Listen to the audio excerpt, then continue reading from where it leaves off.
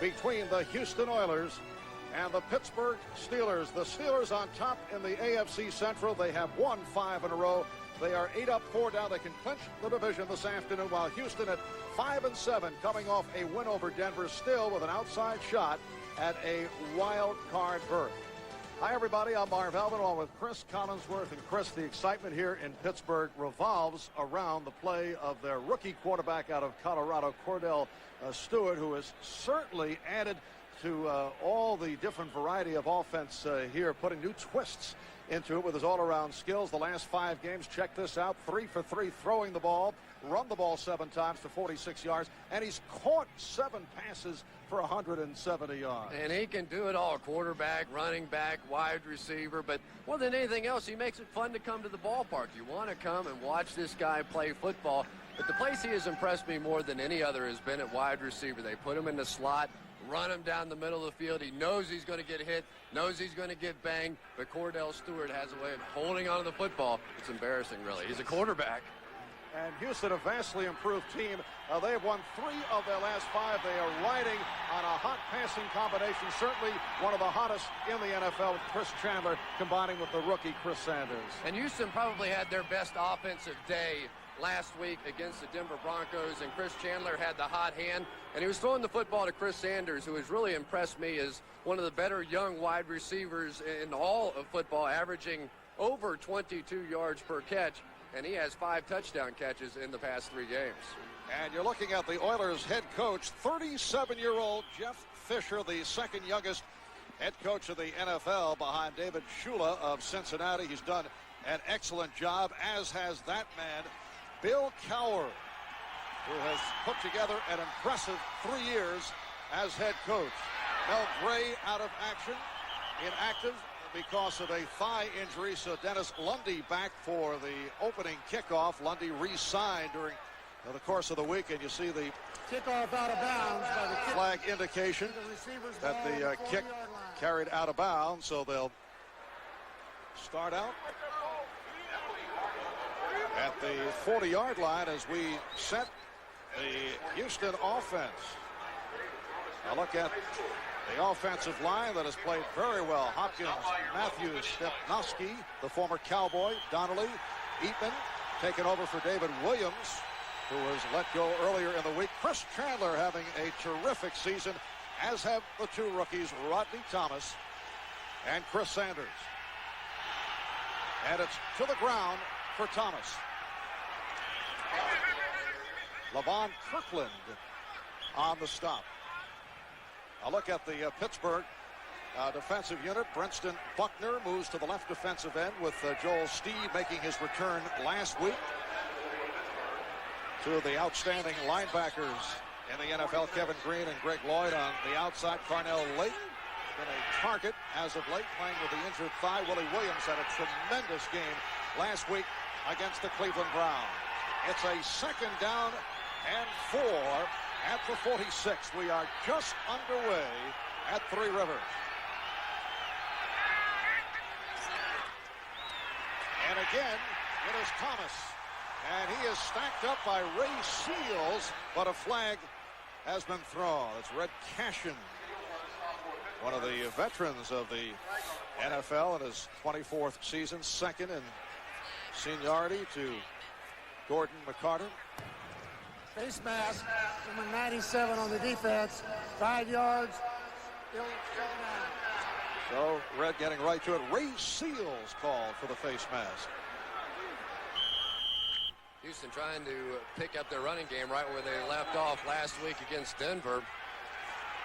Seals going to make the tackle and just barely get a piece of the face mask, and that's the 5-yard variety.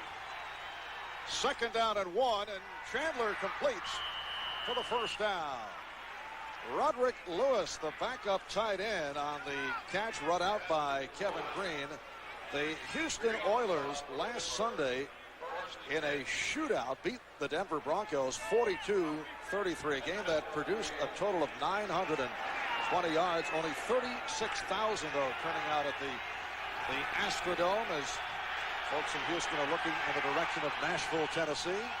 Chandler said he could hear his cadence echo in the place. Yes.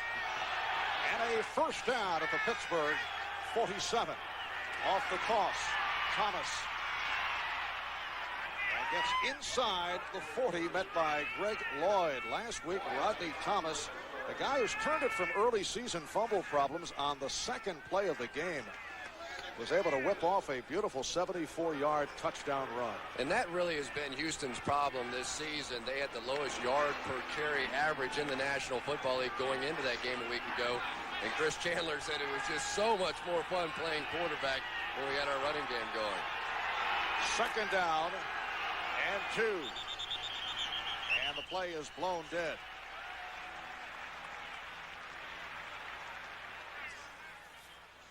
Looked like Stepnoski was a count slow getting the football up. Chandler pulled back out of there, and Stepnoski didn't give him the ball. False snap, false start, the whole offensive line. 5 yards, still second down. We'll edit that out of the tape. We won't embarrass Red. Red's a beauty. Wouldn't you like to see Red with Kevin Green's hair? Sort of superimpose those two. I've never quite thought of that, Chris.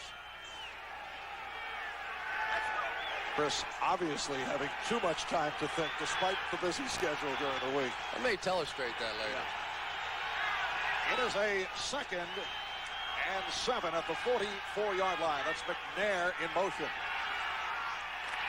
And the pass is caught by Jeffries, who was immediately hit by the right corner, Willie Williams. Willie Williams had a terrific game last week. 8 tackles against the Browns, an interception, and a recovered fumble. And Haywood Jeffries got his 500th pass of his career last week and did it in style with a touchdown. Long-time veteran, so he gives a little bit of the veteran side to the other side with Chris Sanders. Houston, though, a couple of yards short of a first down. It's a 3rd down and 2, and the crowd urging the defensive unit on. Here's the short yardage man, Marion Butts. The Steelers feel they stopped him. Greg Lloyd with the tackle on Butts, who has done a nice job the last couple of weeks. I think Jeff Fisher's going to go here, and he says go for it. And the reason why is he has Marion Butts on his team. Marion Butts, in 3rd down and 1 situations this year, has converted 93% of the time, 13 out of 14, and they think that they can just give him the ball and pick this up. Marion Butts, who runs so well for 5 years at San Diego, did not do it last season in New England. And this is Butts. Now the Oilers feel they picked it up. Joel Steed, who made the stop, feels he did not. Let's see where they mark it.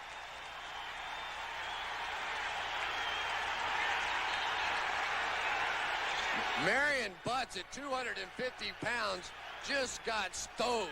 I mean, he was hit and immediately driven backwards. I don't think I've ever seen Marion Butts stop so quickly and then dumped on his back. Just immediately thrown back, and they did not pick it up.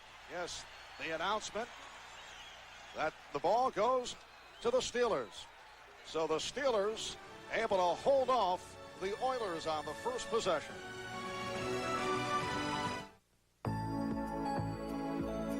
When was the last time you played in the rain? Let your hair go wild. Flexed your muscles to the world. Stayed up past your bedtime. When was the last time you really had fun in a car? Riviera by Buick. Go ahead. Express yourself.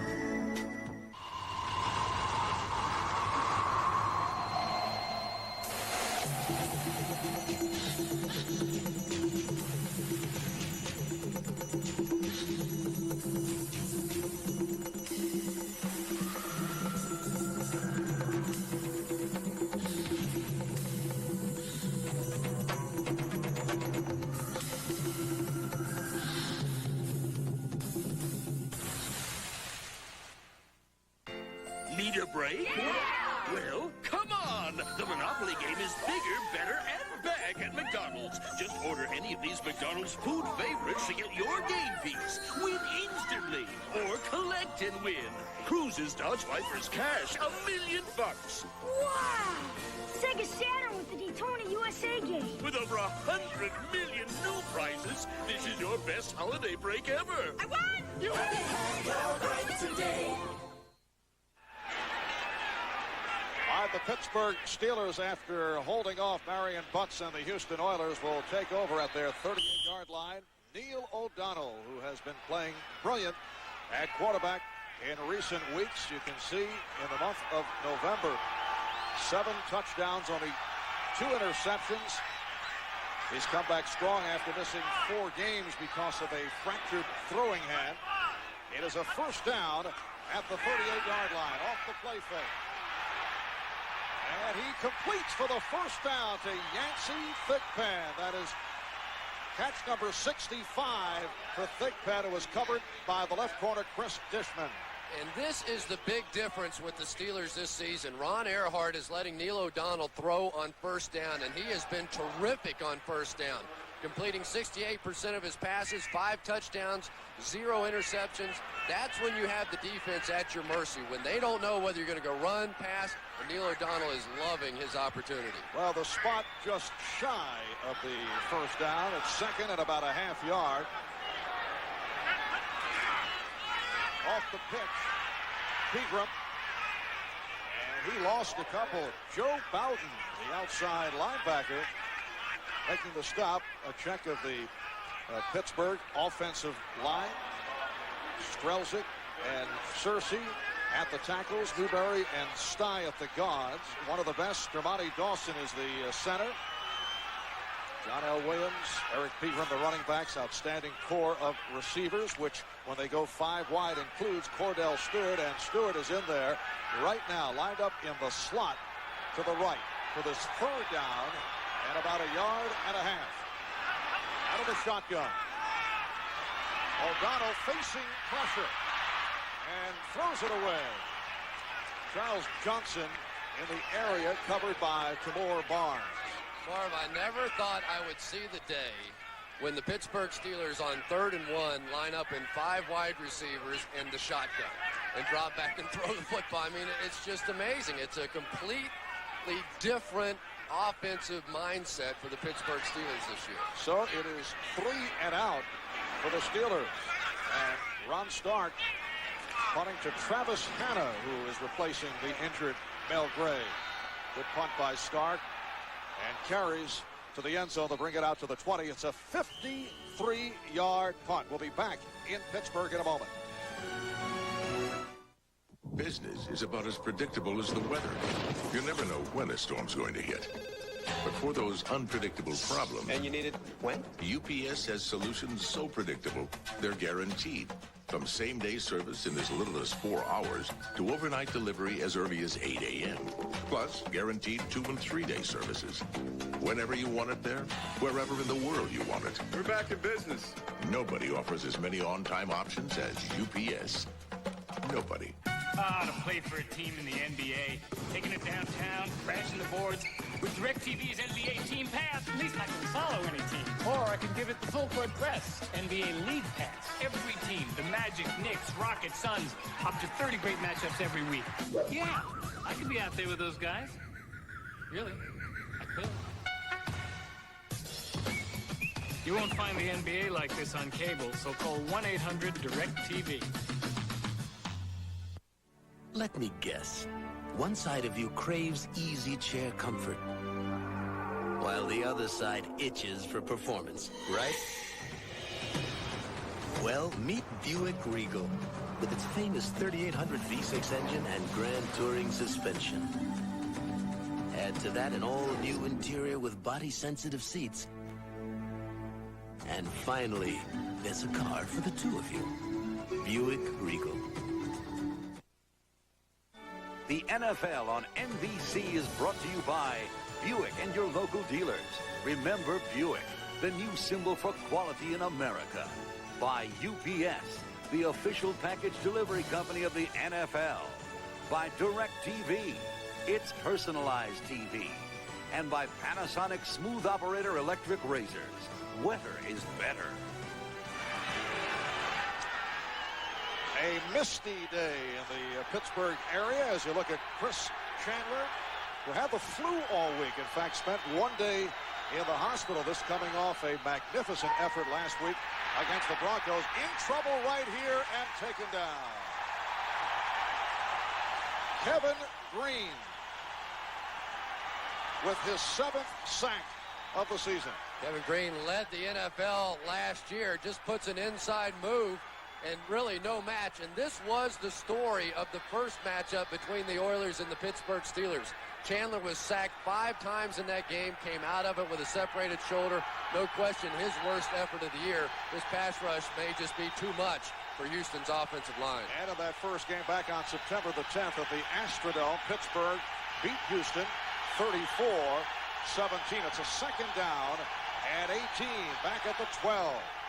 And it's to the ground for Rodney Thomas. And he stopped at the line by the combination of Green and Olszewski. Jerry Olszewski playing for the injured Chad Brown, who is still out because of the ankle problem. Olszewski sat out last week with a foot injury. Yeah, and all of a sudden now the Pittsburgh Steelers defense is starting to look like the Pittsburgh Steelers defense. I mean, these guys are coming out here and they're playing. Won 5 games in a row and off to that slow start in the beginning, but they're getting it done. Now there's Dick LeBeau, the defensive coordinator. Third down and 19. They go to the draw. Thomas is stopped.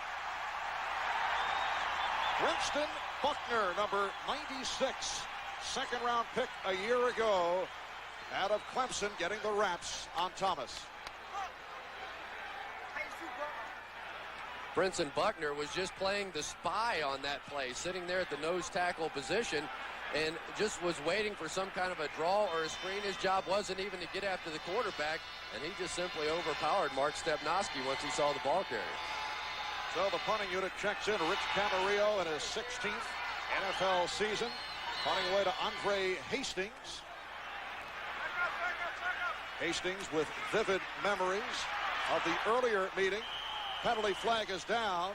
43-yard punt and a 5-yard return. Back in early September, Hastings went 72 yards for a touchdown against Houston.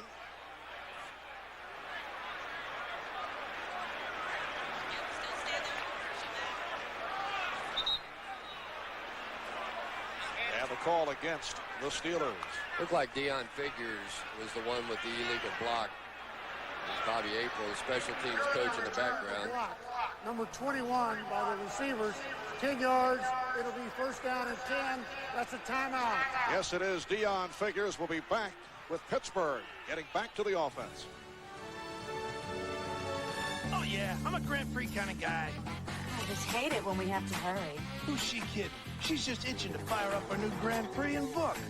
When you get big and right up front, you'll really appreciate the dual airbags. Come on, Mom. This is a Pontiac. I heard her telling Dad how much punch that V6 had. You want to drive? And since we saved more than $1,000 over the tours, we started our college nest egg. Look, freeway, 1 mile. We'll have to take the freeway after all. Driving excitement, Pontiac. Yeah! Oh, not now. It's 1 in the morning. My brain's fried. Just give me your CD drive. Give it a rest, will ya? The compact LTE 5000. Has it changed your life yet?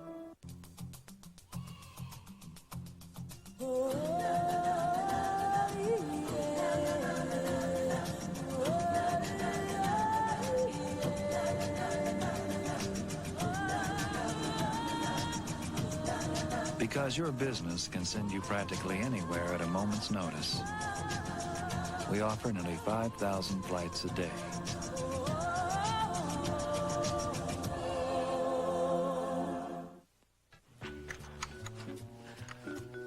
Hey, there are more presents to open. Okay, Dad. The compact Rosario. Has it changed your life yet? Next weekend, 2 days of great NFL action on NBC. Next Saturday at the special time of 12 noon Eastern, the Vikings collide with the Browns. Then next Sunday, an NFL on NBC doubleheader. First, the Bills look to stay atop the AFC East against the Rams. Then, two teams with January dreams meet when the Raiders host the Steelers next weekend. Looked like Kevin Green was banged up on that last series. Yeah, they've been looking at his right knee. Don't know exactly what the problem is, but he's been trying to flex it a little bit. The Steelers start out at their 38-yard line halfway through the first quarter with no score. And O'Donnell puts it up. It's caught by Thigpen, and he has a first down. Covered by the right corner, Darrell Lewis, and that is good for 16 for Yancey, his second catch of the day. There it is again, another first down pass for Neil O'Donnell. And Yancey Thigpen has really just been sensational this year. A guy that was originally cut by the San Diego Chargers, a special team star a year ago, over 1,000 yards now for the season. And he has been the major surprise for the Steelers this year. First down at the Houston 46. O'Donnell looking deep. The pass intended for the tight end, Mark Bruner, who comes off a strong game last week against the Browns. Barrow and Bishop combined on the coverage. So Yancey Thigpen with 2 more catches now has 66 for the season and joins a select group. Some pretty good names in there who have hit the 1,000-yard mark in the Steeler uniform. Kind of surprising, Lynn Swan's name is not on there. 2nd and 10 at the 46. Eric Pegram, who was not able to get going last week against the Browns, bringing inside the 45. Henry Ford, Joe Bowden on the stop. In fact, Bill Cowher went to Bam Morris for the most part in the second half, and Morris played well. And it's really difficult to understand, though, why the Steelers are having so much trouble running the football. For the first 3 quarters against the Browns last week, they averaged only 1 yard per carry. They're trying to work in Pegram and Bam Morris. He's the change-up guy. But the most effective formation has been this one when they bring Cordell Stewart in the 5 wide receiver set. And there is Cordell on the field for the second time. It's a 3rd and 9. O'Donnell looking for Thigpen. Stewart also out of the flat. And again, the Steelers are forced to punt. That time, Chuck Cecil coming on a safety blitz right up the middle, and this is going to be Houston's game plan today. When they come out in that 5 wide receiver set, there are only 5 guys that can possibly block up front, so Houston is going to bring at least 6 all day, and that time it worked. That is Travis Hanna. His 3rd year out of the University of Southern California. Letting it go, and it carries in. It was chased down by Chris Oldham, but could not get to it. They'll bring it out to the 20. And right here, we'll check it with Greg Gumbel. Greg? All right, Marv, in Carolina, the Colts have struck first. Jim Harbaugh from 31 yards out. Sean Dawkins on the receiving end with the extra point. Indianapolis on top of Carolina. The score is 7-0 in the first. Marv? All right, Greg, so Jim Harbaugh continuing his fine play right throughout.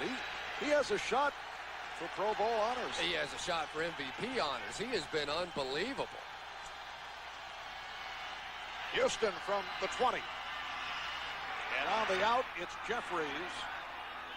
Several yards short of the first down. Carnell Lake and Myron Bell combine on Haywood Jeffries, who now has 48 catches for the season.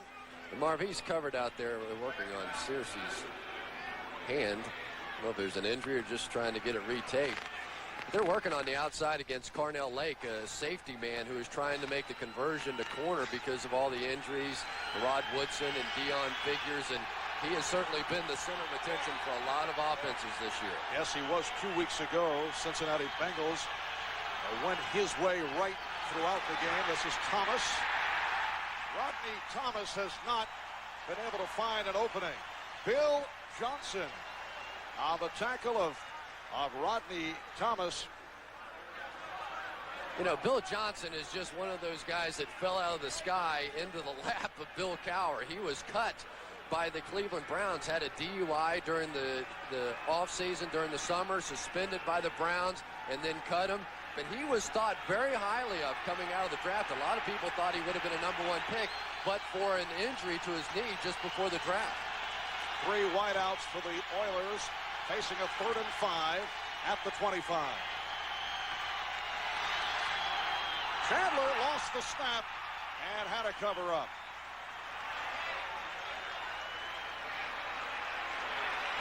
And here comes the punting unit.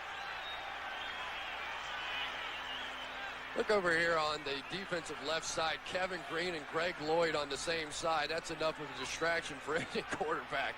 Imagine lining up underneath the center and seeing both those guys over there on your right-hand side. And the last thing you're thinking about is getting the snap. Chris, I tell you, this is the second week I've seen the Steelers. They are so quick. They just disrupt the opponent with their quickness. And it led to the botched snap and the punt by Camarillo.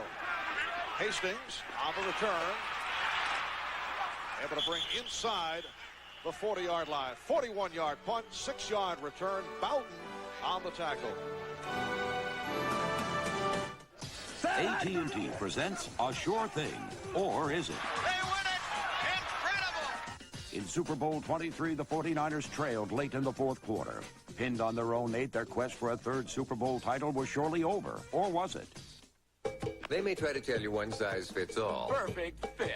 But long-distance plans that charge you one price per minute don't always save your business money over AT&T. Love it. In fact, this call comparison proves that you don't always save with other carriers. No matter what they offer you. Only AT&T guarantees a competitive price. Call 1-800-COMPARE. If you don't agree, we'll give you 1 month's worth of long distance, up to $500. Perfect. Today you can't count on much, but you can count on AT&T for the life of your business.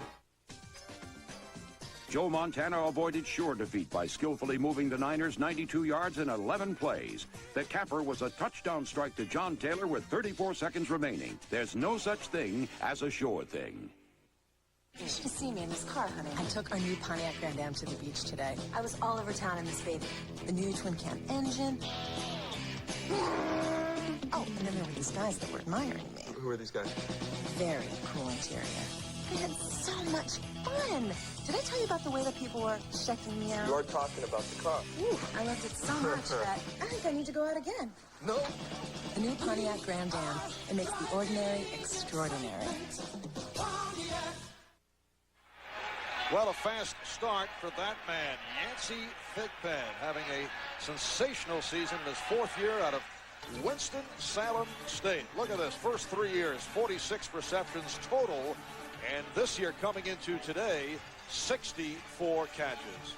You know, Marv, he probably wouldn't have gone to Winston-Salem State, but for the fact that he tried to take the SAT test 3 different times. The first time he got lost on the East Carolina campus, never found it.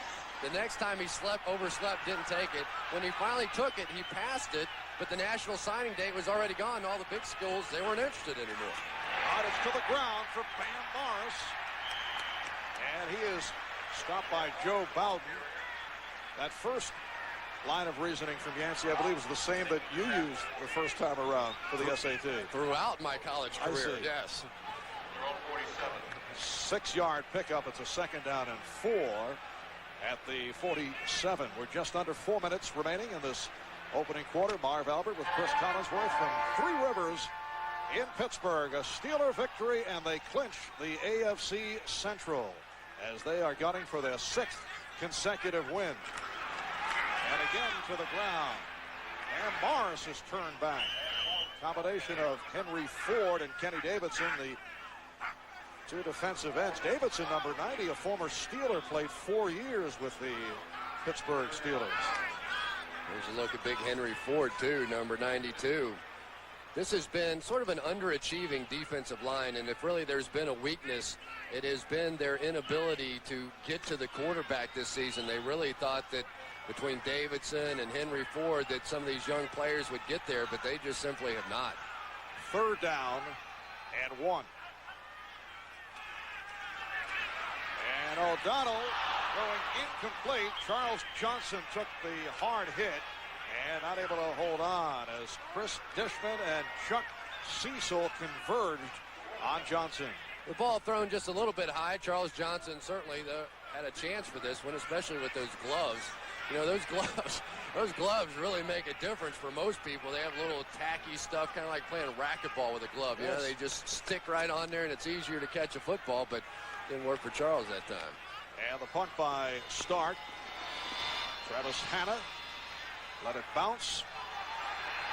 Looked like it hit one of the players and is being covered up inside the 20-yard line. Myron Bell, the strong safety, member of the special teams unit, able to get to the football inside the 20-yard line. We have 2 minutes and 40 seconds to go in this first quarter. Still no score. And a reminder, we hope you're with us tonight right here on NBC for a special called Extremely Weird. And it is. Chris, sounds like a show that might contain excerpts from our broadcast. And that's followed by the comedy hits Mad About You and Hope and Gloria, plus the world premiere movie Shadow of a Doubt, starring Brian Dennehy, right here on NBC. Houston from the 20-yard line. And the give is to Thomas. Rodney Thomas. In his rookie season out of Texas A&M. He was a third-round draft pick, Houston's second pick on the third round. Actually came to the Oilers as part of the deal, the package for Warren Moon. And he was sensational in college at Texas A&M, had 45 career touchdowns there, and in high school was even better. One season in high school, he had 3,700 yards, had a game where he had 450 yards on the ground. 450 yards. I've never even heard of that before. 2nd and 4 from the 26. Off the fake. Chandler in trouble. Facing the pressure throughout this opening quarter, Joel Steed with the sack. Second Steeler sack of the quarter. And for Joel Steed, right over the center, this has to be a big play for him because coming off of that steroid suspension, some people wonder whether or not he was still going to be in football shape. The Steelers weren't even allowed to have any contact with him whatsoever. But he certainly solidifies this defense when he's back in there. It's a 3rd and 15 at the 15.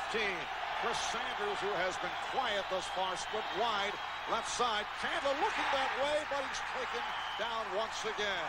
This time it's Brinson Buckner with his 3rd sack of the season, and the Steelers with their 3rd of the quarter. Well, if Chris Chandler thought 5 sacks in the first meeting was a lot, he has 3 already here in the first quarter. When you get Steed back at the nose tackle position, and that gives you a chance to move Brinson Buckner, who had been playing the nose, back to his defensive end position, this defensive line gets awfully tough. Ray Seals also having a good year up front. And Houston with only 8 total yards in this first quarter. Camarillo has been very busy. Hastings on the return. And he's brought down to the 49 by Aaron Wortham. 44-yard punt, 5-yard return. And we have Steelers and Oilers getting involved. Jason Gilden for the Pittsburgh Steelers. Second-year man from Oklahoma State had to be pulled away. Bill Cowher in the face of Gilden.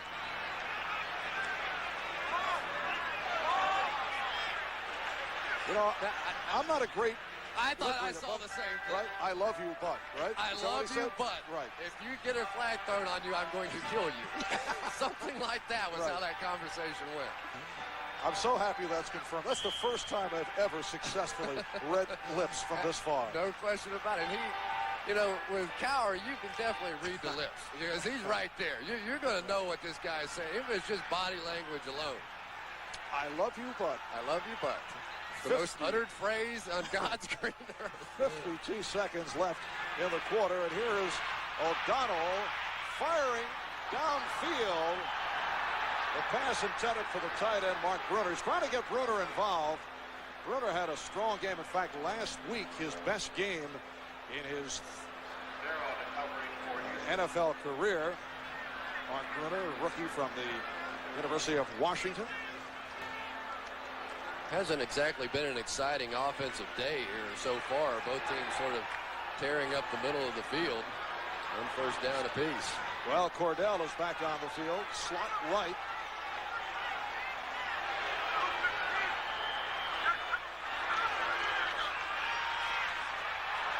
And O'Donnell throwing up high again. Looking for Bruner. Took a pop. And a flag thrown against Houston.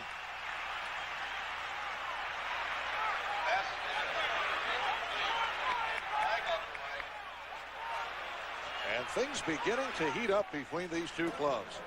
Unnecessary roughness. Number 58 on the defense. 15 yards. First down. Incredible. Joe Bowden at the end of this play. It's over. Takes a cheap shot. 15 yards. It would have been third down and 10. You just can't make those kind of dumb mistakes. That's ridiculous. So with 41 seconds remaining in the first quarter, it is a first down for the Steelers at the Oiler 36-yard line. Pittsburgh double tight end with Bruner and Hayes. Van Mars. Short pickup. Greg Vesey on the stop. Yeah, there really is a great matchup going on the field today between Dermontti Dawson and the middle linebacker Michael Barrow. We were talking to Michael Barrow last night, and he said that if they can just keep Dermontti Dawson off, I mean, he's one of the quickest centers around our defensive linemen. If they can nick him a little bit coming out, there'll be nobody there to block him. That time, Barrow was able to escape Dawson and made the tackle. 2nd and 7 at the 33. And it is completed to Thigpen. Breaking a tackle, and he's in for the touchdown.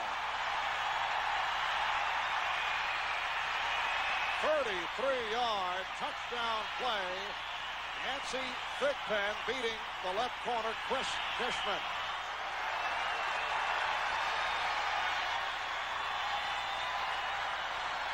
Wow. First of all, the gutsy catch coming over the middle. Now watch the moves. He gets away from everybody here. About 4 different guys miss him. Yancey Thigpen headed for Hawaii this year. What a sensational year he is having.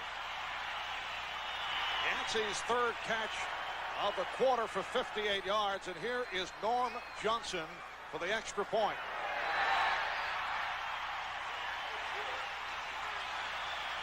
And that closes out this first quarter. It's the Steelers with a 7-0 lead.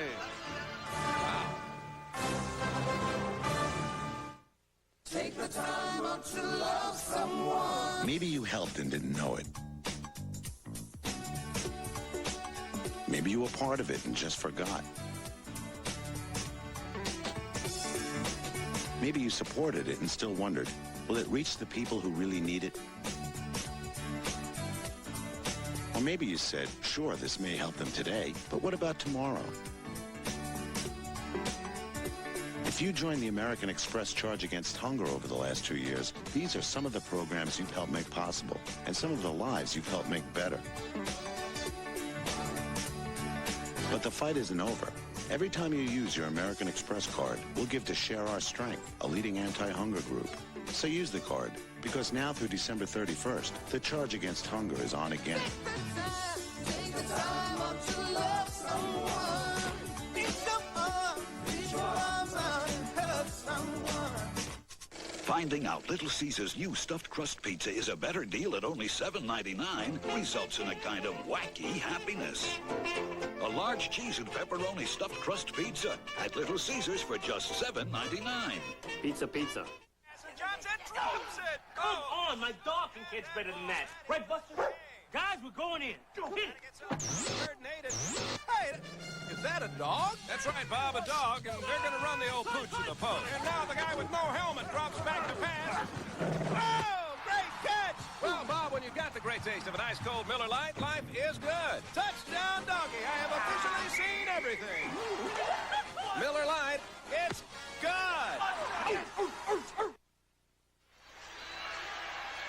Well, Pittsburgh with a 7-0 lead on Houston off the 33-yard touchdown pass from O'Donnell to Thigpen. For O'Donnell, his 11th of the season. Thigpen, his 4th. And that is Dennis Lundy, the rookie from Northwestern, who's replaced the injured Mel Gray and awaiting the kickoff.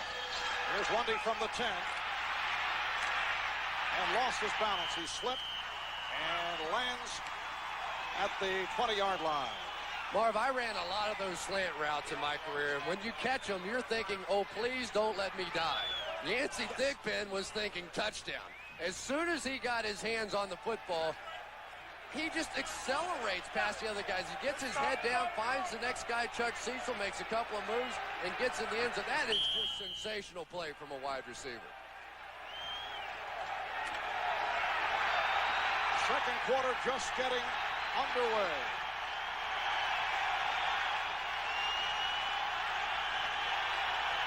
Chandler on the draw for Thomas. Chris Chandler has been hammered in this first half. As you mentioned, he was sacked 5 times in the earlier meeting. He's already been sacked 3 times. Chris Chandler, originally drafted by the Colts in the 3rd round back in 1988, spent 2 years with Indianapolis, then on to Tampa Bay, Arizona, and the Rams. He started 6 games for the Rams last season, then signed with Houston as a free agent. Second down and 8. Look out. Penalty flag is thrown. Chandler going incomplete.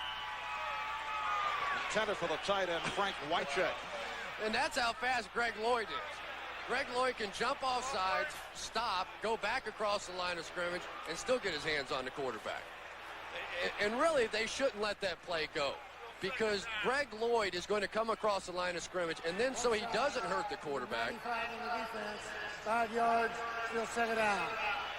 So he doesn't hurt the quarterback, he stops, but then the officials let the play go on, and Chris Chandler could have very easily come out there and thrown a touchdown pass. He pats the guy on his head. He's trying to make up for his other image. But saying on the next play, I will kill you. It is a 2nd down and 3 at the 28-yard line. Here's Thomas. Rodney Thomas not able to get going. Myron Bell in his path.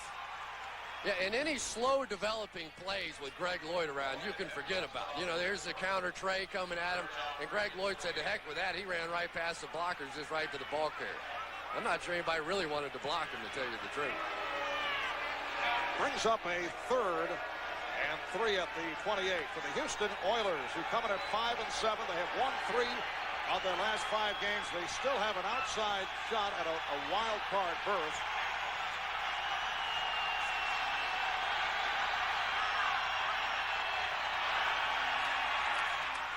Chandler completes for the first down. He is Derek Russell. Derek Russell, who's made it back from damaged ligaments in his foot. He returned from the injury last week. He was stopped by the free safety, Darren Perry. And that time they got a little protection. Greg Lloyd dropping back into coverage, and time Derek Russell just finding a hole. He's coming back off of a foot injury. Certainly helps to have your 3rd wide receiver healthy for these kinds of pass plays, those 3rd down and medium. Big plays in the ball game. And for Houston, only their 2nd first down. Thomas to the outside. Thomas running well, found a blocker, and has a first down. Levon Kirkland ran him out. It's a 15-yard gain. And Rodney Thomas, that was the same play that he broke for 74 yards last week. He is doing a nice job this season. Everybody talks about Curtis Martin and Terrell Davis. Well, Rodney Thomas right there in the mix ahead of Rashaan Salam, who was drafted in the 1st round. With that 15-yard pickup, 10 carries, 32 yards, certainly contributing to his average because Pittsburgh had him stopped cold in the 1st quarter. It's a first down at the 48. 2.5 gone by in the 2nd quarter. Diving catch made by Chris Sanders. but he was out of bounds. It is incomplete. I know this is going to sound nitpicky, but when you dive for a ball along the sideline, you have to dive with your legs down.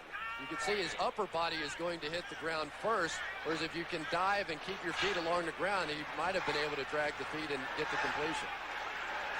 Chris Sanders on fire in recent games. Last 2 games, he's caught 9 passes, 207 yards, 4 touchdowns.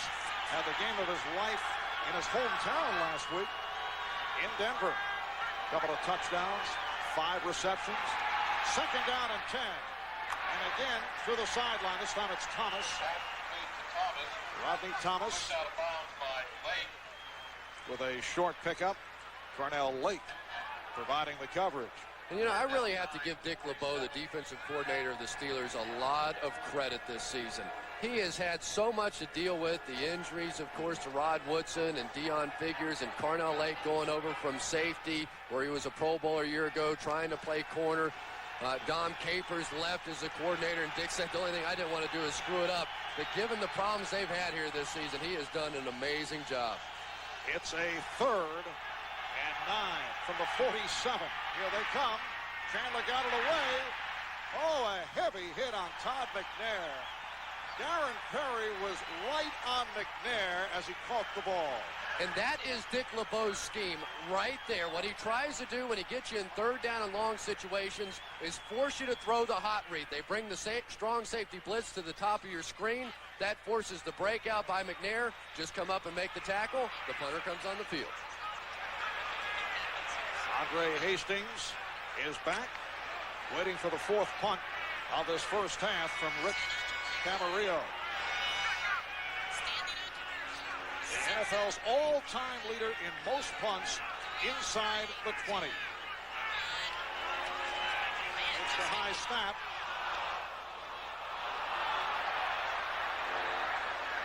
And again, the Steelers let it go. They'll bring it out to the 20-yard line. 43-yard punt. 10.5 remaining in the 2nd quarter.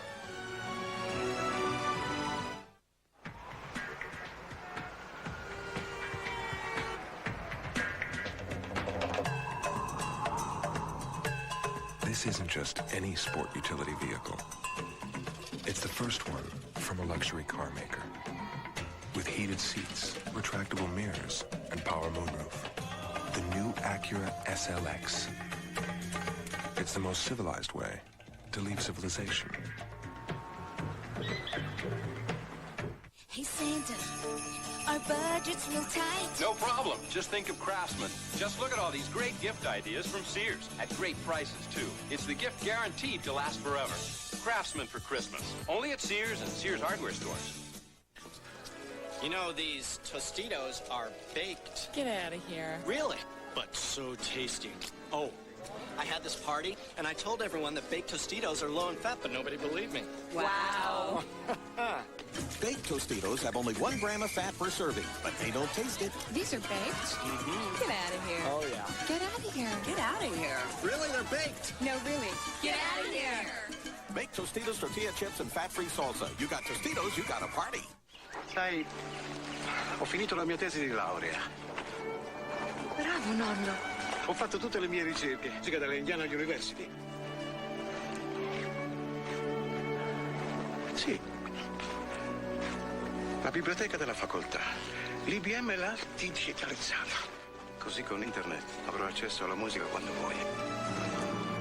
Sì, sono proprio bei tempi questi.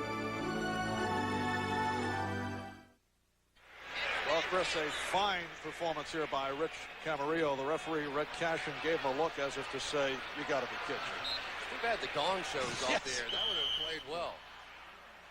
But Rich right there, number 6 in terms of most career punts. Dave Jennings, one-time Giant and Jet, leading the way. Ron Stark is number 5.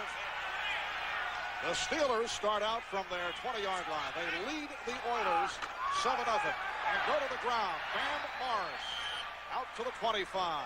Lane Bishop, the strong safety, on the tackle. Brendan Stye pulling out, gets a nice block on the outside, the young rookie from Nebraska, and just sort of grabs hold, knocks the defensive player to his knees. And then finally, they're getting a little something going now on the ground, the Steelers are, and Bam Morris in particular. And Cordell Stewart, who has not touched the ball to this point, back on the field for the second down and 5. Morris again. Stopped by the right defensive end, Henry Ford, short of the first down. We're set for an update. Let's go to our New York studios for Greg Gumbel. All right, Marv, we're expecting an aerial show in Green Bay, and Jeff Blake doing his part up top for the AFC's leading receiver, Carl Pickens, 54 yards to set up a Doug Pelfrey field goal, and the Bengals have pulled even with Green Bay at Lambeau Field. It's a 3-3 tie in the second, Marv. All right, Greg, and the Cincinnati Bengals rooting for the Houston Oilers here today. And Cordell Stewart is in over center, playing quarterback for the first time today. On the rollout, takes it by himself and picks up the first down. So it goes to the option. Picked up 7. Dishman on the tackle. And remember what Jeff Fisher told us yesterday? Bill Cowher, he loves that guy. Jeff Fisher said the one thing that we were concerned about as a staff was the option play. That you don't see much of it, obviously, in the National Football League, so we had to go over the rules, who has the pitch, who has the quarterback, all those different things. But believe me, Pittsburgh's running it better than anybody else in the NFL is going to defense it at this point. And the stat line on Cordell, at the first time that he has touched the ball, picked up the first down at the 35. And here's O'Donnell throwing deep, intended for Charles Johnson, who was covered by Chris Dishman. Looked like Charles Johnson had Dishman beat on the play. Dishman had a tough time with Anthony Miller last week, and Johnson just a nice move at the line of scrimmage, just barely overthrown here. Just missed. O'Donnell, 3 of 10, 58 yards, all 3 receptions, handled by Yancey Thigpen. Second and 10 as you see Cordell Stewart in the slot to the left. 8.5 remaining, first half. Off the fake, it is Mars. Mars out to the 40. Henry Ford, second-year man from Arkansas, on the stop. Bam Mars, 25 yards, 6 carries. Bam Mars in his second year out of Texas Tech did not get off to the good start, coming off a tremendous rookie season. Had a back problem, overweight earlier in the year. And he was supposed to be the heir apparent for Barry Foster, and no one seemed too concerned when Barry Foster left here, and because they had Bam Morris, who was their best rookie last season and did so many different things. It never really worked out. And the Steelers want to talk it over. A timeout is taken. Dad? Yeah? There's something I want to tell you. What is it, son? Well, Dad, you're my dad. And I love you, man. You're not getting my Bud Light, Johnny. For the great taste that won't fill you up and never lets you down, make it a Bud Light. Ray, forget it, Johnny.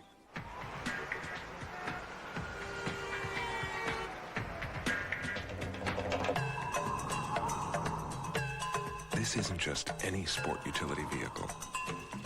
It's the first one from a luxury car maker. With heated seats, retractable mirrors, and power moonroof. The new Acura SLX. It's the most civilized way to leave civilization. Emma, seems like we've known each other forever. Yeah, I know. 2 weeks. Will you marry me? 'Cause Emma, I love you, man. Oh, Johnny, you're not getting my Bud Light. For the great taste that won't fill you up and never lets you down. Johnny? Make it a Bud Light. Jane? It's Joan. Jane, Joan, whatever. I feel like I've known you forever. The NFL on NBC is brought to you by Acura, who introduces the Acura SLX, the most civilized way to leave civilization. By McDonald's, have you had your break today? By the Citizen Watch Company. Citizen is how the world tells time.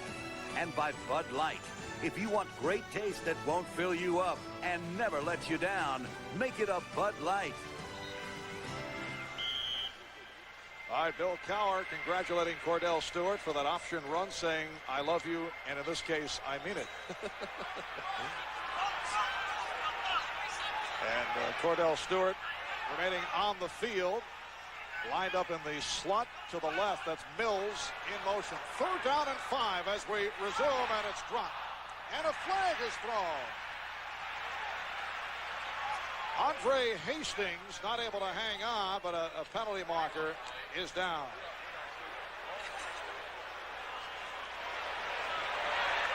Against Houston. Well, you stop him on 3rd down and get a holding call. Holding, number 25 on the defense, 5 yards, first down. That is the backup defensive back, Torrey Hunter, 3rd round draft pick, rookie from Washington State. Torrey Hunter, just before Charles Johnson comes out of his break, just going to grab hold. So Pittsburgh with a first down from their 45. 7:35 remaining in the half. They lead 7-0. And O'Donnell had a wide open Yancey Thigpen, and the pass was just thrown slightly off. And what a move Yancey Thigpen put on, I believe it was Chris Dishman. And Dishman is still down. Now that's Darrell Lewis. Darrell Lewis, who is leading the NFL tied for lead with 6 interceptions. And Thigpen just had him completely turned around. The Oilers came with the blitz, leaving one-on-one coverage on the outside. And you can see Darrell Lewis just left in the turf. Boy, that was almost just a sensational catch. Well, they're checking out Darrell Lewis. We'll take a break. 7:33 left, first half.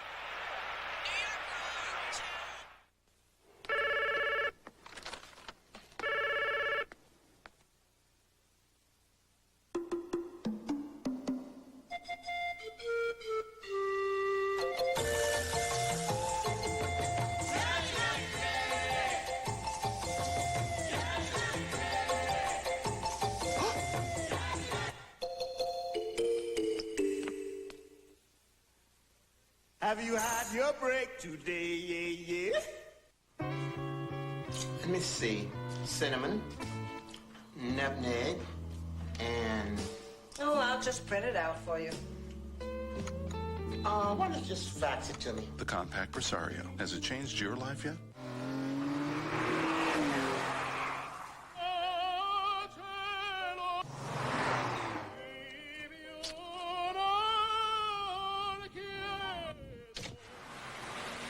Remember, it's not only how fast you can go, it's also where you can go. The new Honda Passport with standard dual airbags and one powerful V6 engine. Hello there. So, how about if I call you sometime? I'd like that. I'll give you my number. So call me. You've got mail. The compact Presario. Has it changed your life yet? Fathers and sons have always shared the game of golf. Now Lee Trevino, Ray Floyd, Johnny Miller, and more team with their sons for the Father-Son Challenge. Next. Well, Darrell Lewis being checked over at the sideline, an enormously important man on this Houston defensive unit with 6 interceptions. He had 5 last year. Being replaced by Tamor Barnes, second-year player from North Texas. And here's O'Donnell off the roll on the 2nd and 10. And the question is, did he catch it in bounds? Bill Cowher indicating yes. Ernie Mills at the sideline, but it is ruled incomplete. He was out of bounds. Originally on this play, it looked like Cordell Stewart was going to come wide open, but at the last second, Michael Barrow turned around and found him, and that forced Neil O'Donnell to go the other way. Whoa. That was pretty close.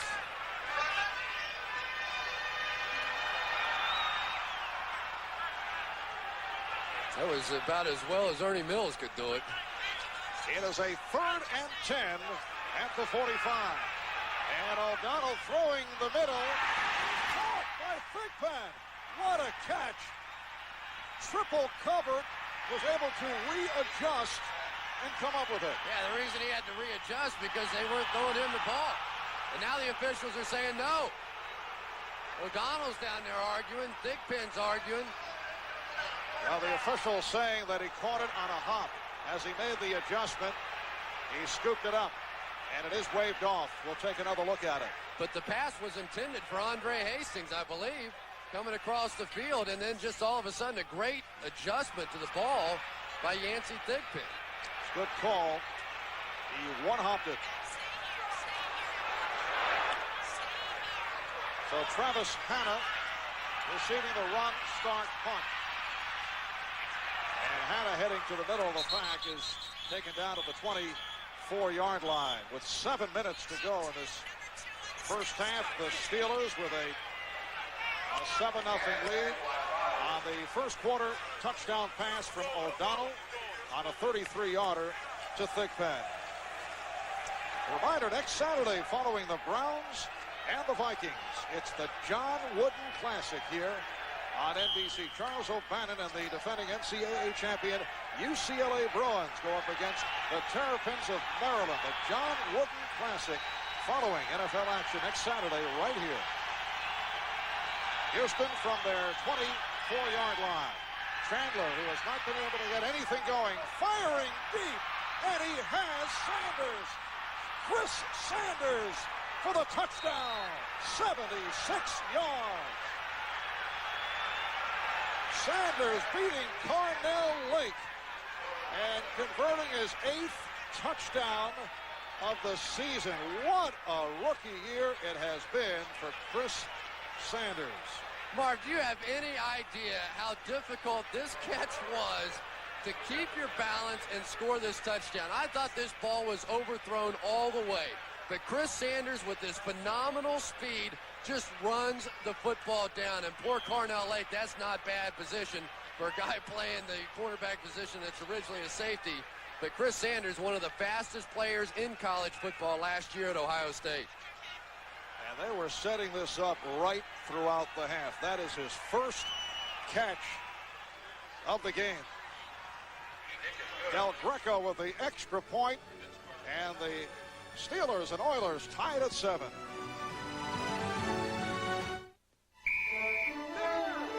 Honda presents Great Drive. This is incredible. In the 1958 NFL Championship, the Colts and Giants were deadlocked 17-all in overtime. Stay tuned to see how the Colts drove on to a legendary victory. Will that be a window or aisle? Sir, window. Aisle seat.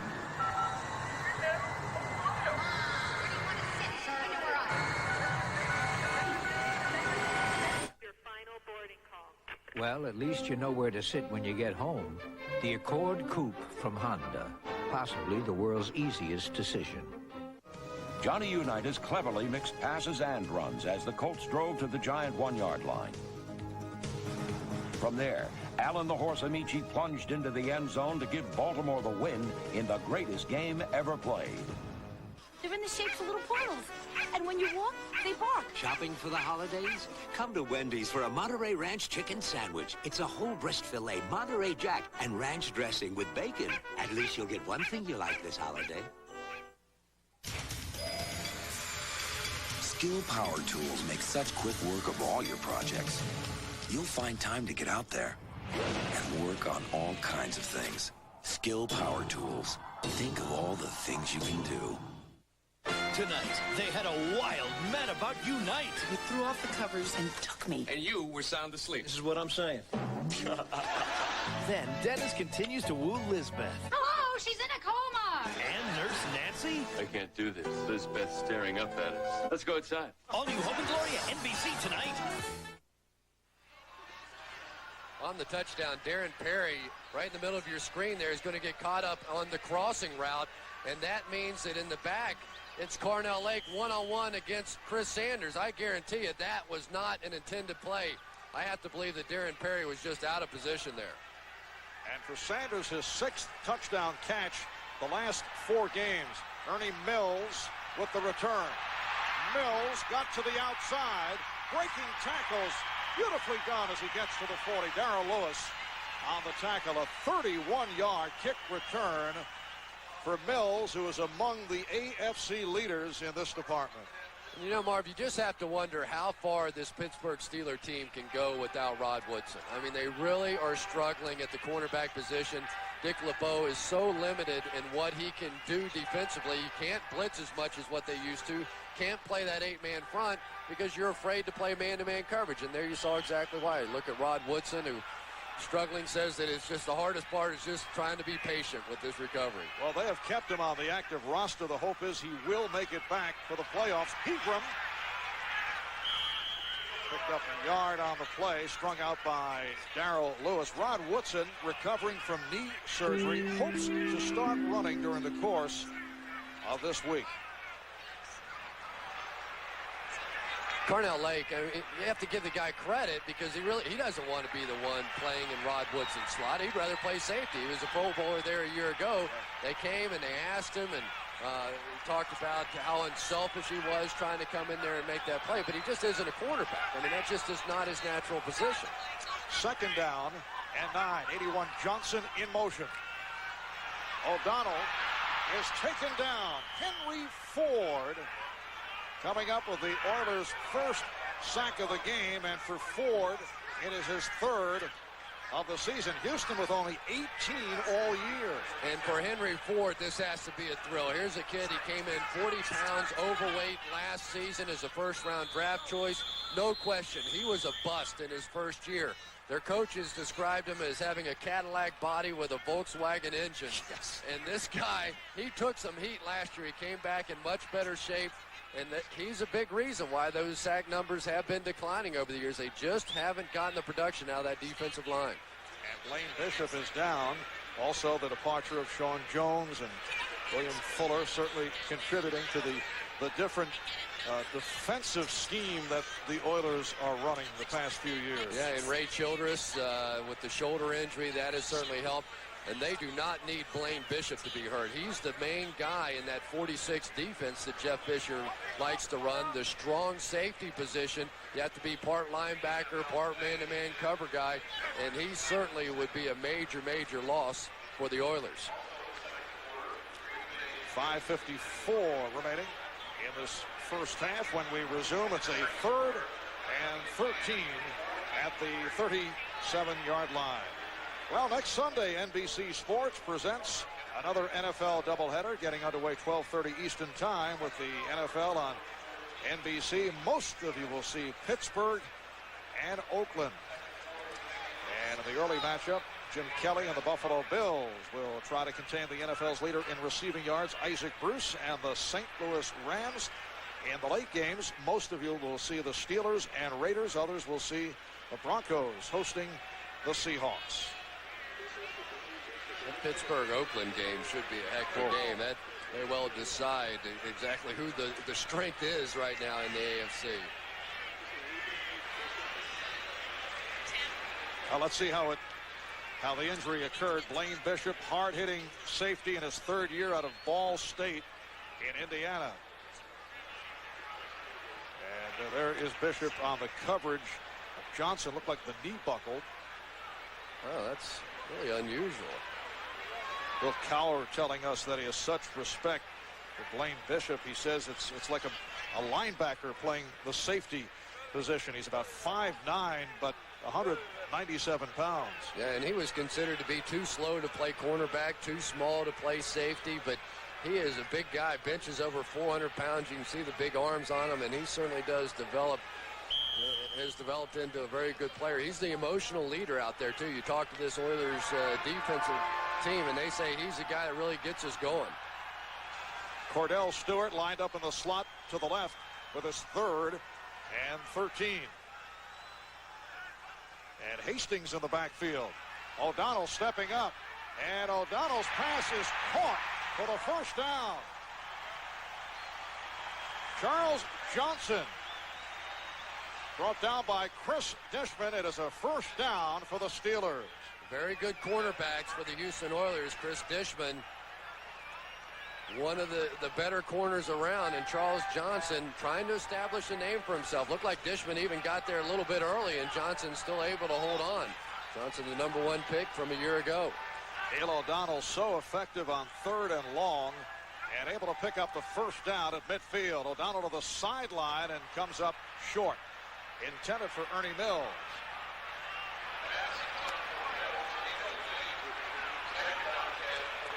You can see Neil O'Donnell, 3rd and long, completing 67%, 15 first downs, 3 touchdowns.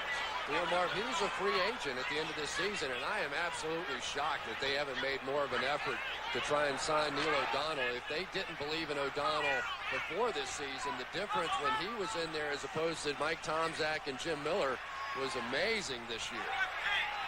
2nd and 10, Stewart in motion. O'Donnell going the other way. Thigpen able to hang on, although he took the jarring hit from Tamor Barnes. It is short of the first down. They're about 2.5 yards away. Are we impressed with Yancey Thigpen yet? This, you know, the thing that's the most impressive about him is the way that he hangs on to the football in a crowd. He has no fear whatsoever. But you know, after you've chased kickoffs and punts and done all the special teams for years, believe me, playing wide receiver is like a vacation. It's a 3rd and 2 at the Houston 40. Mills in motion. And this is Hastings.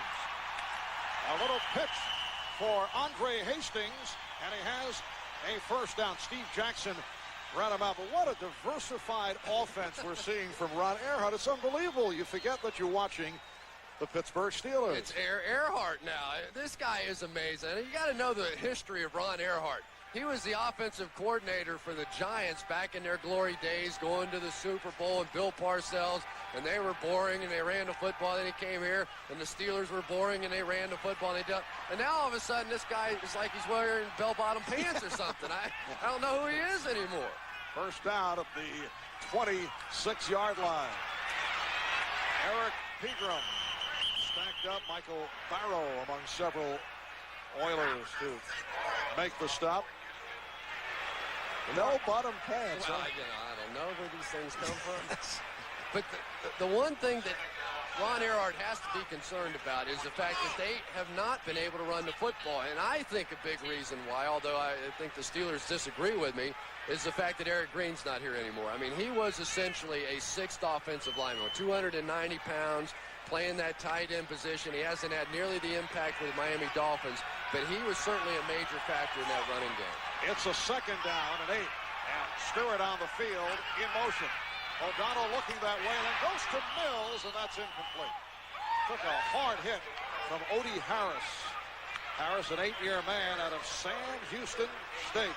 Signed as a free agent after spending time with Dallas and Cleveland and Arizona. And these are the kind of catches that Yancey Thigpen has been making.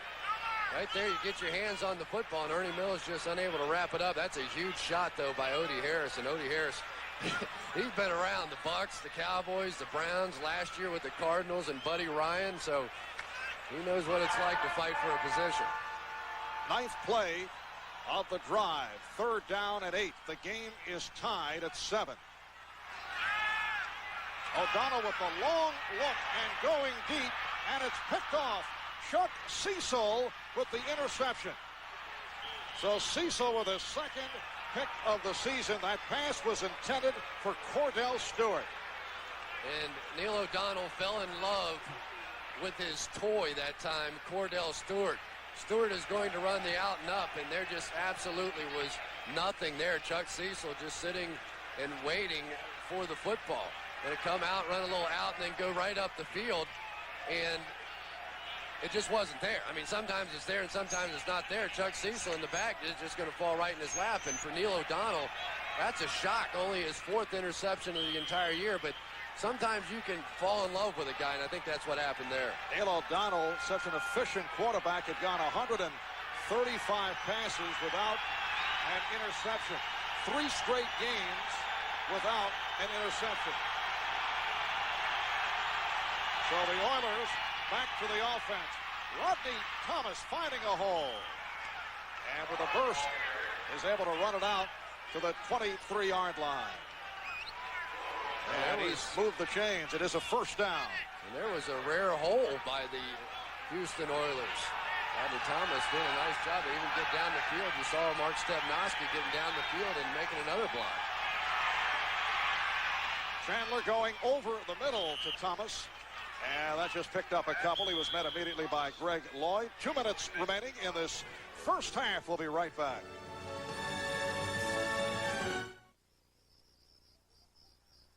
Few friends over. Big hunger that can't wait. It's good times for the deep dish of your life. Zesty herbs, thick crust. It's gotta be Domino's. Buy a large ultimate deep dish pizza with 1 topping for just $9.99.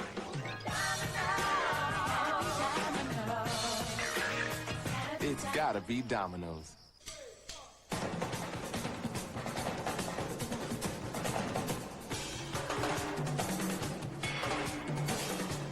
You think in color. Your computer thinks in color. So how come everything you print comes out black and white? Black and white. The Epson Stylus color printers, starting at $349 for the kind of brilliant color that will let your ideas be heard. You've got to see it in Epson color.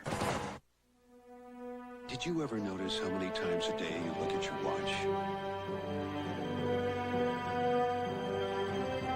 More men rely on a watch made by Citizen than any other timepiece. Because more men prefer a watch made by Citizen than any other timepiece on Earth.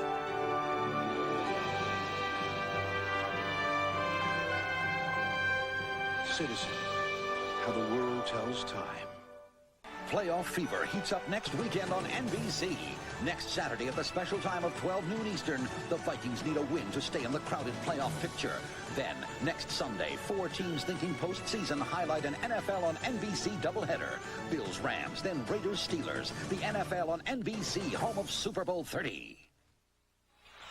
Welcome back to Pittsburgh. Marv Albert, Chris Collinsworth. Houston and Pittsburgh tied at 7. 2 minutes left in this first half. Chuck Cecil has to feel particularly good about that interception a moment ago off a difficult game he had last week against Denver. Houston coming into today leading with 29 takeaways, leading the AFC in that department. So they come up with number 30 on the interception by Cecil. 2nd down and 6 for the Oilers from the 28-yard line.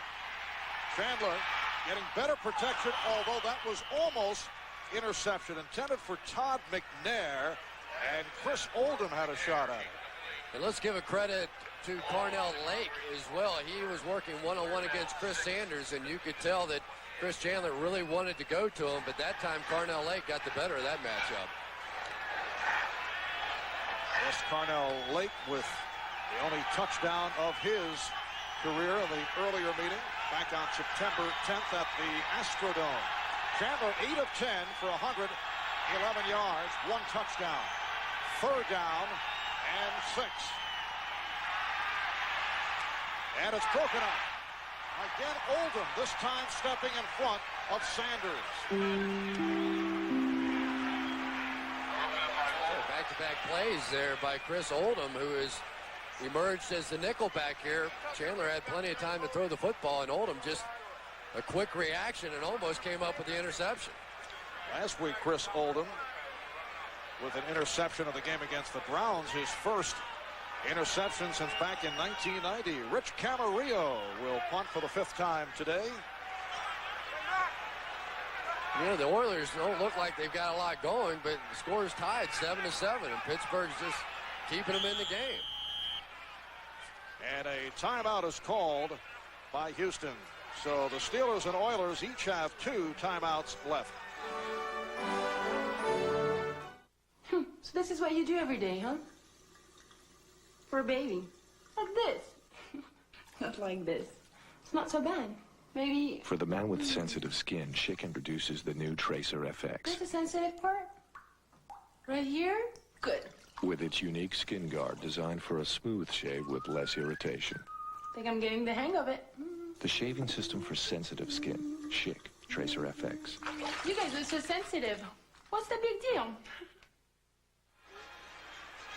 Back in Pittsburgh, we're tied at 7, minute 50 to go in this first half. Stay with us at halftime for the Domino's Pizza NFL on NBC Halftime Report. Greg Gumbel, Mike Ditka, and Joe Gibbs will have all the scores and highlights, and Greg will be visiting with Marcus Allen of the Kansas City Chiefs. It's all coming up at halftime. Camarillo just did get it away. And it is down at the 41-yard line. It's a 30-yard punt. And once again, things getting a bit testy. Well, Marv, it's a rule that's in the National Football League. As the punting team, if you touch the football but you don't pick it up and hand it to the referee, once it's touched by the kicking team, the receiving team can scoop it up and run with it. And even if you fumble it, the worst you can do is get the ball back where they touched it. So I think that's what happened there at the end of that play. Been bored. I've been reading the rule books a lot, and there's a lot of time on my hands. You have obviously had a particularly free week. More so than usual. Yeah. So the Steelers start out from the 41-yard line, out of the shotgun. O'Donnell sets up the screen. John L. Williams called down by Tamor Barnes, and for John L., that is his first reception. Man, I keep waiting for this Pittsburgh offense to get going. They've been averaging 30 points a game during this 5-game winning streak, and they just been out of sync today. Second down and 7. And he swings it. Once again, Williams.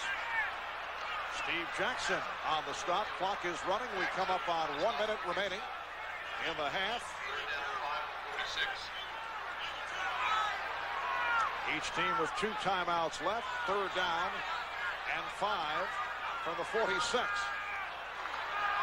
O'Donnell stepping it up and completes for the first down. He has Mills, who is taken down by Eddie Robinson and Darrell Lewis. A 13-yard hookup. Clock running, as you see, down at 37 and counting. And now the clock is stopped by O'Donnell. Well, once again, the Steelers have a little something going, and it's like Darrell Lewis is once again injured.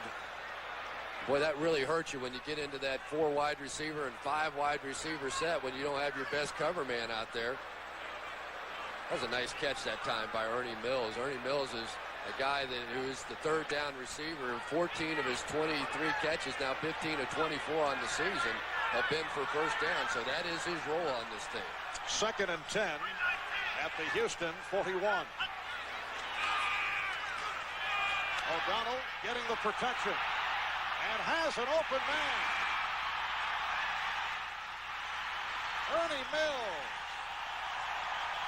Run out by Chris Dishman, and it will be a first and goal for the Steelers.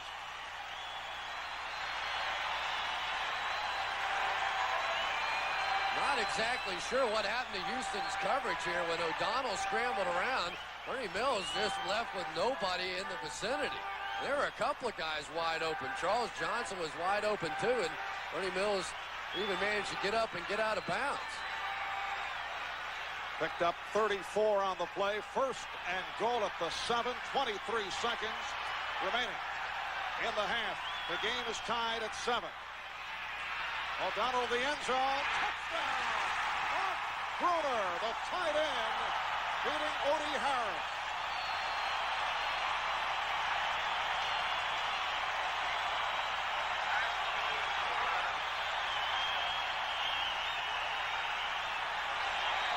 And for Bruner, the rookie from the University of Washington, his 3rd touchdown of the season. And Marv, what I think is happening is Houston just looks confused out there. Darrell Lewis out, Blaine Bishop out. They just don't know what they're doing in the defensive secondary right now. Now the point after by Norm Johnson. Ron Stark will put it down. Neil O'Donnell on this drive, 5 of 6, 59 yards, capping it off with a 7-yard touchdown strike to Bruner. Second straight week now for Mark Bruner. Going to come down, just find a little hole in the zone defense. But you could see the Oilers running guys on late, and they're confused and don't really know what's going on. And that's one of the problems you have in this league, especially late in the season. When guys start to get nicked up, you have to throw people out there on the field that really haven't had a lot of practice time, and I think it's hurting Houston right now. The Steelers taking a 14-7 lead with 19 seconds to go in the first half. It was a big turn of events right before the half. The fact that they were able to get the Oilers to go 3 and out and then put together that drive. That's the kind of offense we've been seeing now the Steelers during this 5-game winning streak. Chris Chrisman in a discussion with the head coach, Jeff Fisher. 19 seconds remaining in this first half. Dennis Lundy is the deep man. Let's see what Norm Johnson does with the kickoff, though. Just puts it on the ground. And handled by Joe Bowden. Clock stopped with 15 seconds remaining in the half. Fred McAfee on the stop of Bowden. Well, you look at this first half, Chris. Houston with 131 total yards, but 76 came on that one play. That's a misleading stat when you look at 131 yards. That's the touchdown pass from Chandler to Sanders. And Marv, last week against the Broncos, they scored 42 points. Dave got 442 yards, 186 on the ground, played nearly a perfect offensive football game, and today this Steeler defense really has just shut them down. Well, 3 sacks by Pittsburgh all in the first quarter. Chandler's gotten better protection in the second quarter from the 41-yard line. With time running down to the half. Chandler's hit down.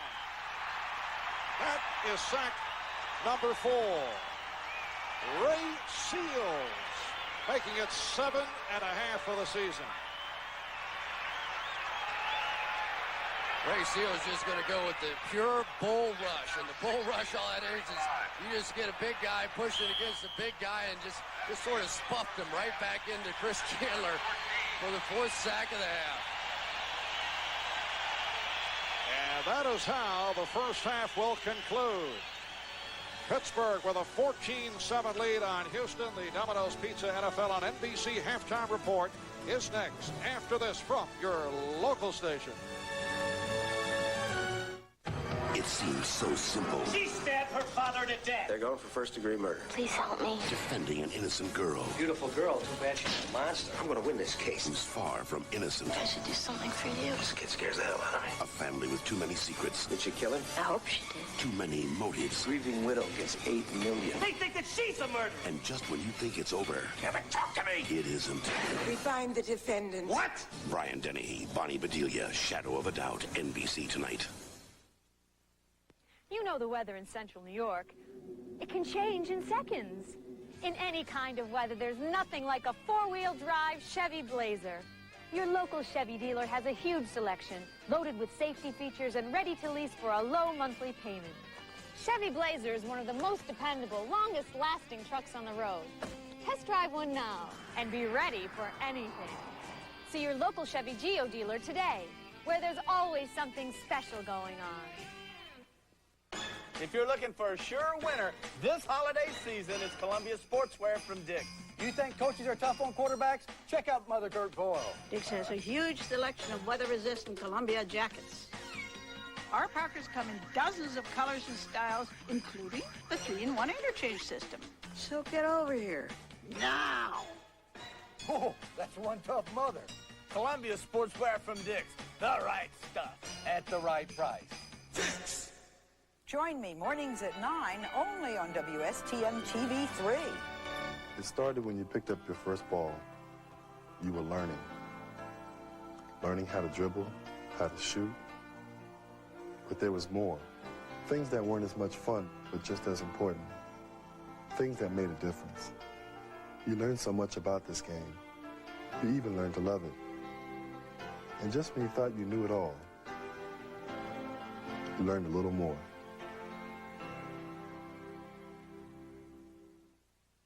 Summer in Atlanta, the greatest spectacle in sports. The Olympic Games return to America on NBC. This is the Domino's Pizza NFL on NBC Halftime Report. Brought to you by Domino's Pizza. When it's gotta be great and it's gotta be now, it's gotta be Domino's. You've been watching the Oilers and the Steelers. We welcome you back to our studio in New York, along with Mike Ditka and Joe Gibbs. I'm Greg Gumbel. Here are the scores and highlights around the league thus far. We'll begin at Lambeau Field in Green Bay, where at halftime, the Packers and the Cincinnati Bengals are tied at 10 apiece. Veteran quarterback Jim McMahon signed this week by Green Bay to back up Brett Favre. On 3rd and 4, Favre can't find an open man. Scrambles, 11 yards, first down. That led to a 41-yard Chris Jackie field goal in the Packers' 3-0 lead. Jeff Blake, however, looks deep for Carl Pickens, who beat Doug Evans for 54 yards. That set up a game-tying field goal by Doug Pelfrey. 3-3 tie, Jeff Blake to Pickens. 4 yards and a touchdown. Pickens' 16th catch of the year for a TD. Bengals up 10-3, but with 6 seconds to play in the first half, a rifle shot far to Mark Ingram, 13 yards. That ties it at 10. Two of the better quarterbacks in the National Football League doing battle here. Take a look. Out of the top 5, 4 of them come out of the NFC Central. The 5th one is Jeff Blake. Pretty good offensive show going on. Well, I think it is, and I think what the other part of this ball game, both defenses are not really good at taking the ball away. You got to look at it today. No turnovers on either side. Blake is hot. Favre is hot. 17 for 22, 184 yards. You got to figure there's going to be more fireworks in the second half. All right, Joe. It's a 10-10 tie right now in Green Bay. In Miami, the Dolphins and Don Shula trying to get things right. It hasn't happened so far. The Falcons are leading early in the second half, 14-9. In Carolina, the Colts and the Panthers are at halftime, and they are tied at 10 apiece. Ted Marchibroda's Colts just one game back in the AFC East. On their opening drive, second play from scrimmage, Jim Harbaugh looks deep, finds Sean Dawkins for a 31-yard touchdown. Colts led it 7-0. Little Panther trickery backfired in the second quarter. 10-0 Colts. Kerry Collins hands off to Eric Gulliford. His pass picked off by Ray Buchanan. Carolina leads the league in turnovers. And on 3rd and inches, Collins on the quarterback sneak for the 1-yard touchdown. Colts down 10, or up 10-7 at that point, and a Carolina field goal ties it at halftime. It is 10-10. In Minnesota, the Vikings trampling the Tampa Bay Bucks so far. At halftime, it's 28-7 Vikes.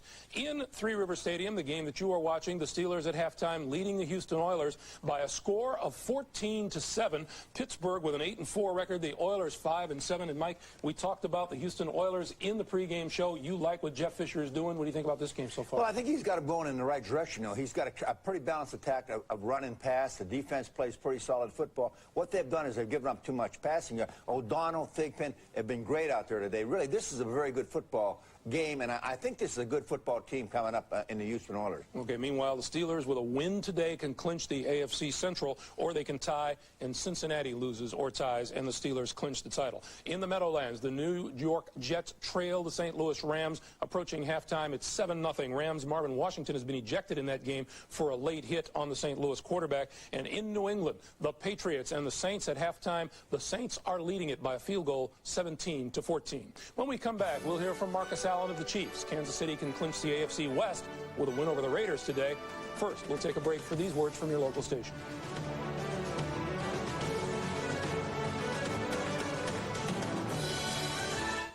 Tuesdays twice as funny. Hey, hey! With the first of Double Wings, then News Radio. Unbelievable! Then, see why this Frasier brought home the Emmy. Very nice, thank you. And another Wings, where rules are strictly enforced. No smoking. Stand back, it's Must See TV. NBC Tuesday. Dateline Tuesday. Vegas and the mob. You ordered somebody to smash his hand. If it happened, I wouldn't tell you anyway. The true story of how the mob ruled Sin City. Dateline NBC Tuesday. They say the new Grand Am is a sensible car, but you know better. Excitement, you can see it. Excitement. The 96 Pontiac Grand Am's radical aerodynamic styling suggests a high price. But you know better. The 96 Grand Am, only $239 a month with $500 down. See your Central New York Performance Pontiac dealers. We are driving Pontiac Grand Am. excitement. The NFL on NBC is sponsored in part by your Heart of New York Chevy dealers. This is the Domino's Pizza NFL on NBC halftime report. Brought to you by Domino's Pizza. When it's gotta be great and it's gotta be now, it's gotta be Domino's. Later today, the Chiefs and the Raiders renew their rivalry with Kansas City, looking to clinch the AFC West with a win. If they do, it will be sweet for former Raider Marcus Allen. I talked with him earlier this week.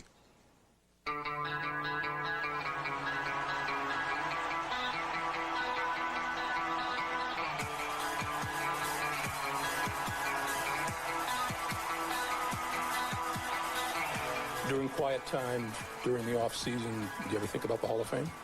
Yeah, I mean, it's difficult not to. When the day comes, does Marcus Allen go into the Hall of Fame as a Kansas City Chief or as a Raider? Well, I'm going to go in as a Chief, but I think most people will remember me and recognize me as a Raider. But these last couple of years have been the most important of my life because it was a rebirth for me, because prior to that, football was becoming extremely miserable for me, and I think the only person that was really hurting was myself, even though I shouldn't say I was forced into that, but it was made difficult for me. So you're saying there's a renewed enthusiasm? Oh yeah, I mean, I really didn't earlier. I really didn't give a damn about. I mean, I almost was going through the motions, which was totally uncharacteristic of me, but that's how down I was about playing out there. 15,000 career yards for Marcus Allen. You want to play more football after this season? Oh, I still have a fire, yeah. And it's burning bright. Before I started playing, I was going to say, well, how long am I going to play? 10 years to be great, right? And then I get out and I do something else. Well, you know what? It goes by so quickly. Sometimes I say to myself, man, what the hell am I doing? When are you going to call it quits? You know, when I was a rookie, it was like, you know, played on Sunday, and I felt fine on Tuesday. You know, now it's like play on Sunday, and I'm still struggling on Saturday, you know. So, there is a lot of animosity towards each other, and there's always, I guess, an intense rivalry, and there's always in some character or some players or whatever that sort of added to it and sort of perpetuated the rivalry. And obviously the last couple of years things have gone the Chiefs' way, and they don't like that. Has this become a more intense matchup for you personally? Well, the game is special to me. It means a great deal. But once again, I won't let it overshadow what my team is trying to accomplish. We're in a position, I think, for the first time to really realize a dream of ours, and that's to go all the way. And they're in the way, and we can't let anything stand in our way. You know, most people think of Marcus Allen as a former Oakland Raider, but this will be the first game that Marcus has ever played in Oakland. He was the first draft pick ever of the Los Angeles Raiders. Joe Gibbs, we know what you think of Marcus Allen whenever you think of him. Every year, would he please retire Marcus? Every year, that double back play in the '83 Super Bowl, I'd have another Super Bowl ring if it wasn't for this guy. As a coach, though, Greg, I think in analyzing players, you think back to the Walter Paytons that Mike had. And the thing that I admire about Marcus Allen and Walter Payton is the fact that not only with the ball under their arm, but they also are great players when it comes to blocking and short yardage goal line runners. They're complete all-around players. Yeah, you've had your experiences with Marcus, too. You know, in 1984, I preached to our ball club, to be a great team, you had to beat the great teams. The Raiders were a great football team at that time. And we played them in Soldier Field in the most physical football game I ever watched. We knocked out Mark Wilson. They knocked out Jim McMahon. Their next quarterback was going to be Ray Guy. I mean, and he was scared to death. But this guy, Marcus Allen, stood up to our guys on every play, every down. He was the toughest guy on the field, including all the guys I had. And the Kansas City Chiefs will say Marcus Allen is their leader on the field. We'll take a time out here. Our NFL on NBC halftime activities continue.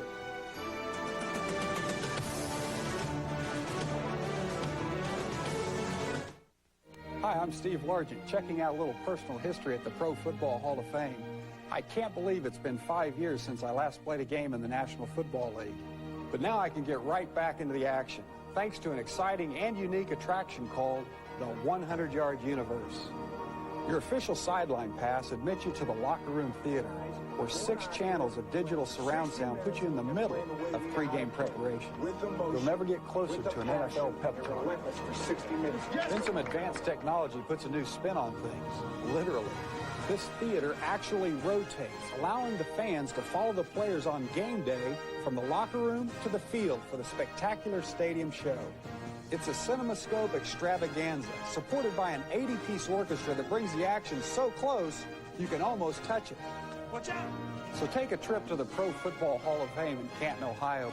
You'll see NFL action like you've never seen it before in the 100-Yard Universe. This message furnished by the National Football League.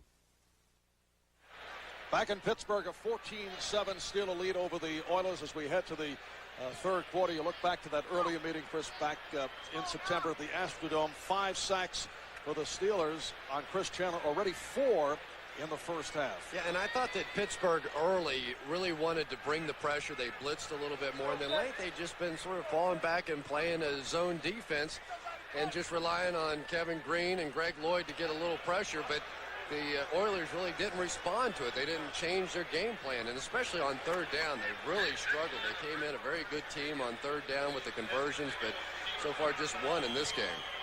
Ernie Mills awaiting the kickoff from the veteran Al Del Greco in his 12th NFL season.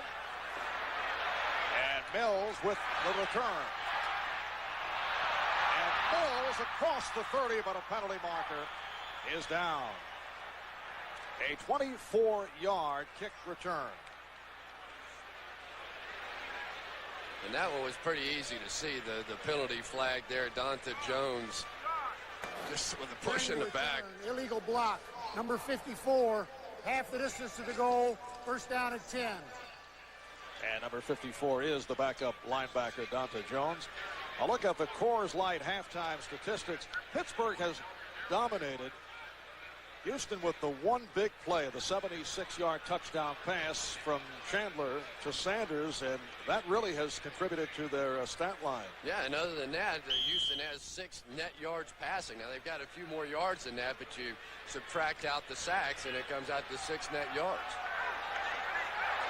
Steelers start from the 9. Neil O'Donnell, the quarterback, the running back is Eric Pegram. And Pegram gets the call. Michael Barrow, Eddie Robinson. 2 linebackers come up to make the stop. The Steelers with a record of 8-4. A win here this afternoon, and they clinch the division. They're going for their 6th straight wins. The 5 straight over Jacksonville, at Chicago in overtime, at Cincinnati, and 2 wins over Cleveland. Bill Cowher telling us that the Chicago game was the turning point. Remember, the Steelers were 3-4, and Cowher declared it's a new season. Let's get off to a fresh start. And they have won 5 in a row. O'Donnell, incomplete. Intended for the tight end, Mark Bruner. Now, Chris, too bad Bill Cowher didn't think of the new season concept earlier, like back in game 3 or 4. Yeah, if it worked that well going in, then should have just started it right from the beginning of the season. But Bill Cowher has done such a terrific job. This would be 4 consecutive times that his team made the playoffs, and only the 2nd time in club history that they would have done that. Back in the 70s, they made it 8 straight years from 72 to 79. But they still have defeated just one team with a winning record, and that was Chicago, you talked about. 3rd down and 5. Blaine Bishop, incidentally, is back. He was shaken up earlier. Darrell Lewis is still out. O'Donnell able to complete the thick pen. Runs by the flag that was thrown. Has a first down. Cecil and Dishman combined to make the stop. 29-yard pickup if it holds up.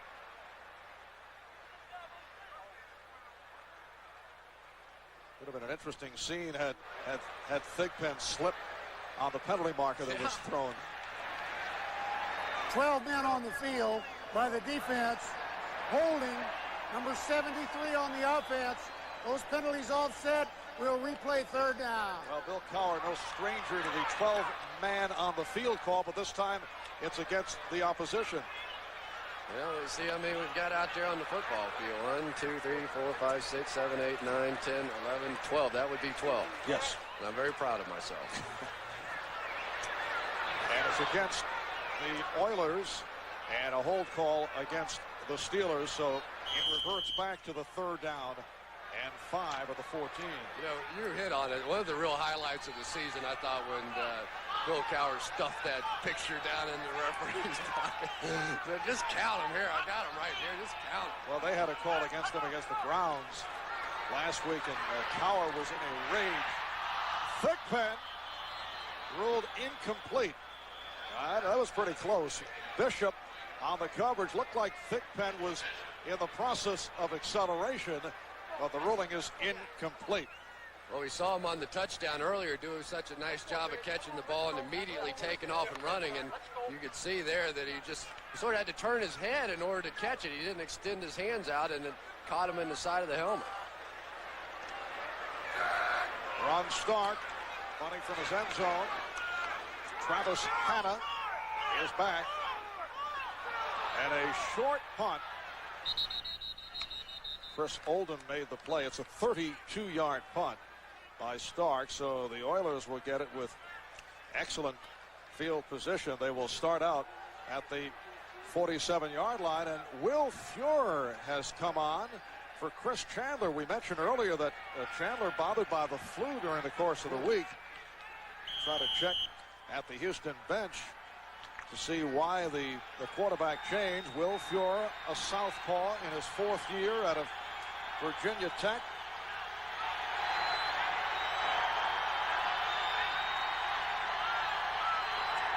The tight end Lewis in motion, and a nice hole again for Rodney Thomas.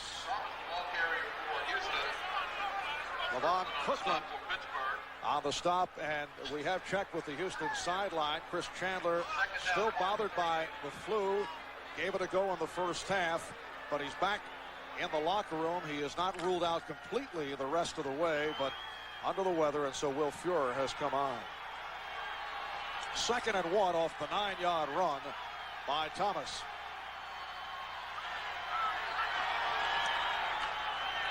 Thomas with the change of direction, but he's hit for a loss. He tried to reverse, but he was met by Keevan Henry.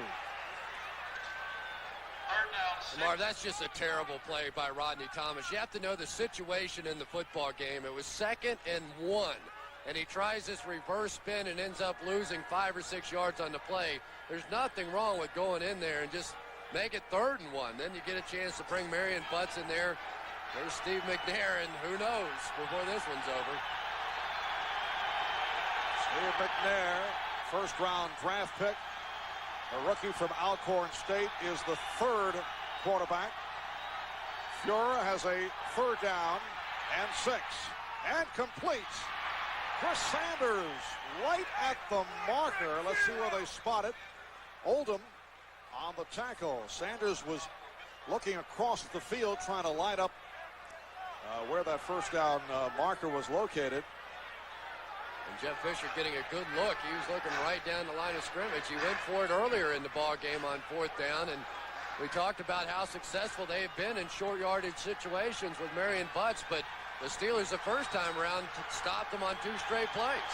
It is a 4th and 1, and Butts has checked in along with the 3rd tight end, the offensive lineman, number 64, Eric Norgard. And Fuhrer calling for time. With the play clock rolling down, did not want to get hit with a delay of game. A timeout is taken. 11:18 left. 3rd quarter.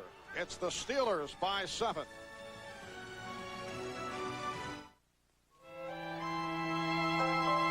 Tonight, the residents of Covington Point will consume 542,000 watt-hours of energy,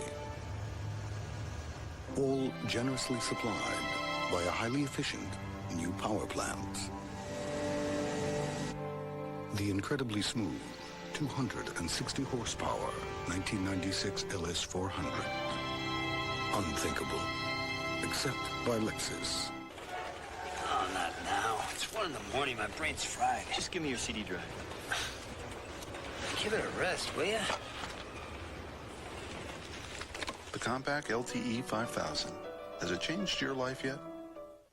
Would we claim the Norelco razor shaves closer than ever without hundreds of tests to back it up? Say our precision groove helps the Norelco lift and cut system shave closer without proof? No. We wouldn't say it's our closest shave ever without science, sensors, tests. But of all the tests that prove it's closer, the most convincing requires a personal touch. The Norelco razor, our closest shave ever. Ooh. Mom, what did I used to do after school? Well, we used to watch a lot of TV. But good question. The compact Presario. Has it changed your life yet? The NFL on NBC is brought to you by Lexus Luxury Automobiles, the result of a relentless pursuit of perfection. By Compaq Computer Corporation. By Miller Lite. When you've got the great taste of an ice-cold Miller Lite, life is good. And by the Norelco razor, for our closest shave ever. Will Fuhr has taken over for Chris Chandler at quarterback. He's looking at a 4th down and 1 at the Pittsburgh 38-yard line. And he is able to fire for the 1st down. Fuhr connects with Travis Hanna. An 8-yard advance. Carnell Lake on the tackle. Not to wear this point out, but if Rod Woodson were playing cornerback, you would not be playing 7 yards off in this situation. They'd have Rod Woodson up there in bump and run coverage, but with Carnell Lake, they prefer to play him off, just raise up, fire the football out there, easy 1st down. Jerry Rome, the offensive coordinator, saw it obviously in the film study, and that's a great call. A 1st down at the 30-yard line. And the give to Thomas. Hit back behind the line. Taken down at the 35 by Greg Lloyd.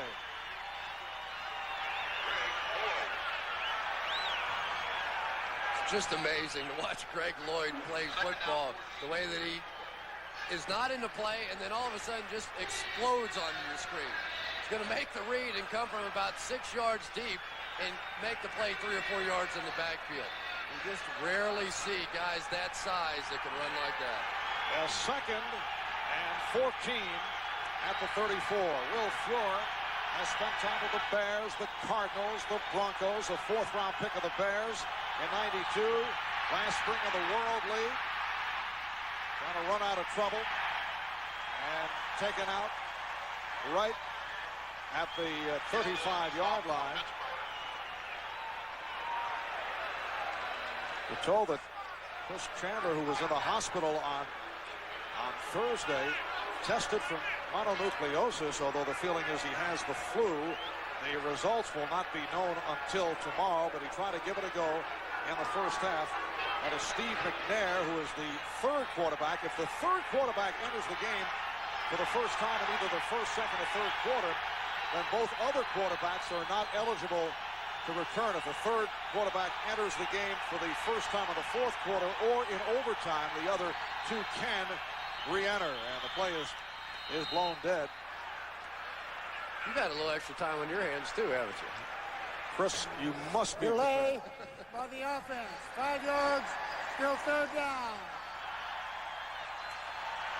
I'm thinking of intricate rules in the NFL. You're thinking of different looks for Red Casher. Yeah, that's true. You're sort of into the jeopardy of rule book. You like the hard. Very, very sad.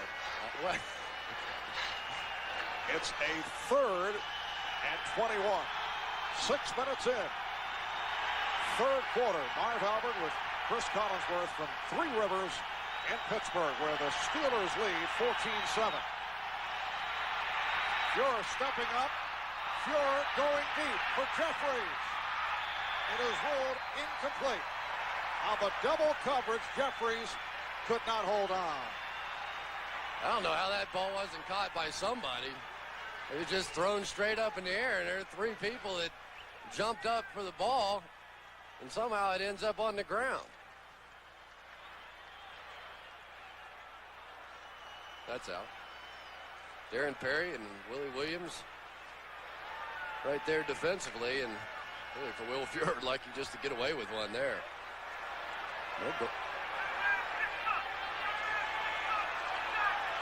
And Rich Camarillo punting for the 6th time. Andre Hastings lets it go. They'll bring it out to the 20. 41-yard punt. We'll be right back. Business is about as predictable as the weather. You never know when a storm's going to hit. But for those unpredictable problems... And you need it when? UPS has solutions so predictable, they're guaranteed.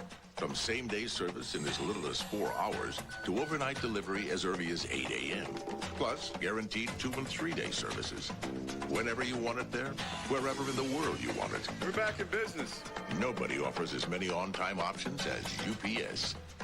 Nobody. The most affordable Lexus now comes with a moonroof, 6-disc CD auto changer, leather-trimmed seats, and chrome wheels worthy of a Lexus. And with a savings of up to $2,000, you'll laugh all the way to the bank. The ES 300 Luxury Value Package, available while they last at your Lexus dealer. No one can save you now. Hey, bet we could. Fools, we will defeat you and take your Miller Lite. Not if we choose the weapon. Paper football, very clever. You kick off.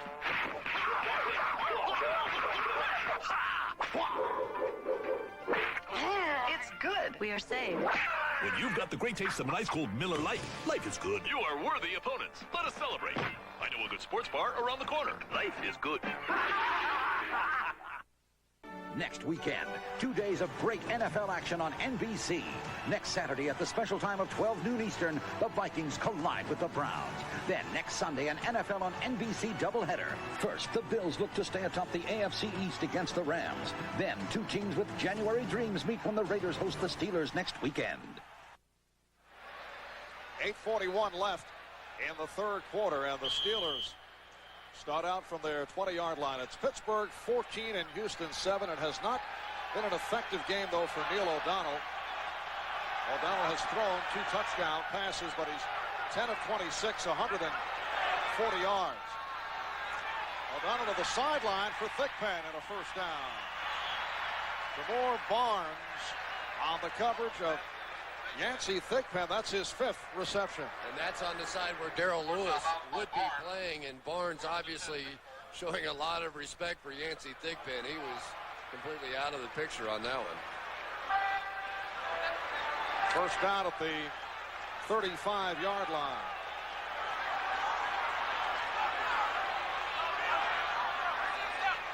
Cordell Stewart checking back in.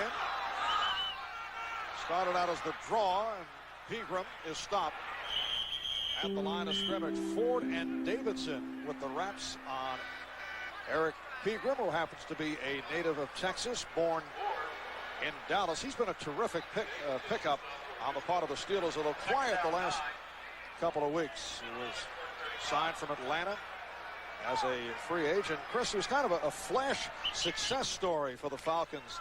Broke the 1,000-yard plateau back in '93 and then slipped into part-time use last year. Yeah, and he got a lot of calls, though, during the free agency period. But once he heard Pittsburgh was interested, he said, I know they run the football. That's where I want to go. And he's running the football right here. Eric Pegram has a first down. Run out by Barnes. And I really thought that Eric Pegram was a guy that had slipped into Jerry Glanville's doghouse, and that was the reason that he wasn't getting quite the use that a lot of people thought that he would. But we were talking to Bill Cowher yesterday, and he said, oh, no. He said, I called Jerry before we ended up signing him. And he said, Jerry Glanville loves this guy. He thought he was really something special, and that's when they made the decision to go ahead and sign him. I think that Jerry was really upset that Eric spells his name with 2 R's. I believe that was the that could throw Jerry off, And O'Donnell's pass is broken up, intended for Thigpen, covered by Barnes. Well, that's what they're trying to do now. You get an injury to Darrell Lewis, and his backup tomorrow, Barnes, comes in, so you put your best receiver, Yancey Thigpen, over there, and you throw the ball deep. At that time, Barnes was just absolutely perfect coverage. And you just really can't do it any better than that. You know, there is a point to the story regarding Eric Pegram. Spells his name E-R-R-I-C. He said his parents wanted him to be similar to his twin brother, Derek, which is D-E-R-R-I-C. I knew there had to be a point. And Pegram able to dance his way and then coughed it up. The Oilers say they have it. They do. It is recovered by Glenn Montgomery of Houston. And the Steelers just keep fooling around with this ball club. They've been dominating the whole day. They keep making mistakes, keep giving the Oilers chances, and they are not out of it.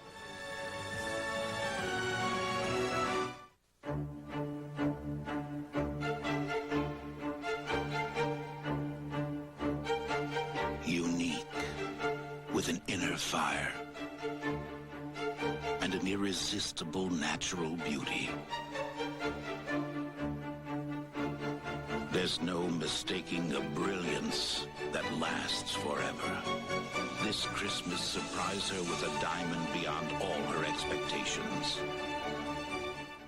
There's nothing like a good bacon cheeseburger. But no matter how much you dress it up, dress it down, or disguise it, it's still a bacon cheeseburger. Unless it's a bacon cheeseburger burrito from Taco Bell. Introducing 3 classic bacon tastes, loaded with bacon. The Bacon Cheeseburger Burrito, the BLT Soft Taco, and the Chicken Club Burrito. The Taco Bell Sizzlin' Bacon menu starting at 99 cents. One thing people can't disguise is how much they love them. If you were to take every honor, every award, everything positive that's been said about the Toyota Camry and laid them end to end, you'd probably ask yourself, why did I do that? With option package savings, why not lease one for $249 a month, 0 down, and come up with a few accolades of your own? The 1996 Camry, the gold standard from Toyota. Fathers and sons have always shared the game of golf. Now Lee Trevino, Ray Floyd, Johnny Miller, and more team with their sons for the Father-Son Challenge. Next. The problem the Steelers had earlier in the season was they turned the football over during those first 7 games, -8 during the 5-game winning streak, +5. And a season ago, that's how they won. They held on to the football, something Eric Pegram did not do there. And Houston taking over off the fumble recovery, and again, Fuhrer couldn't find anyone. Run out by Greg Lloyd. And I'll tell you that Will Fuhrer is crazy.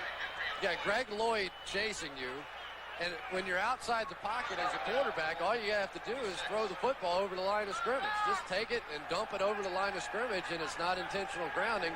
This is the second time he's taken a shot when he didn't have to. And for you stat fans, that goes down as a coverage sack. And the Steelers with their 6th sack of the day. And those offensive linemen, they don't like that either when you give up one of those cheap ones.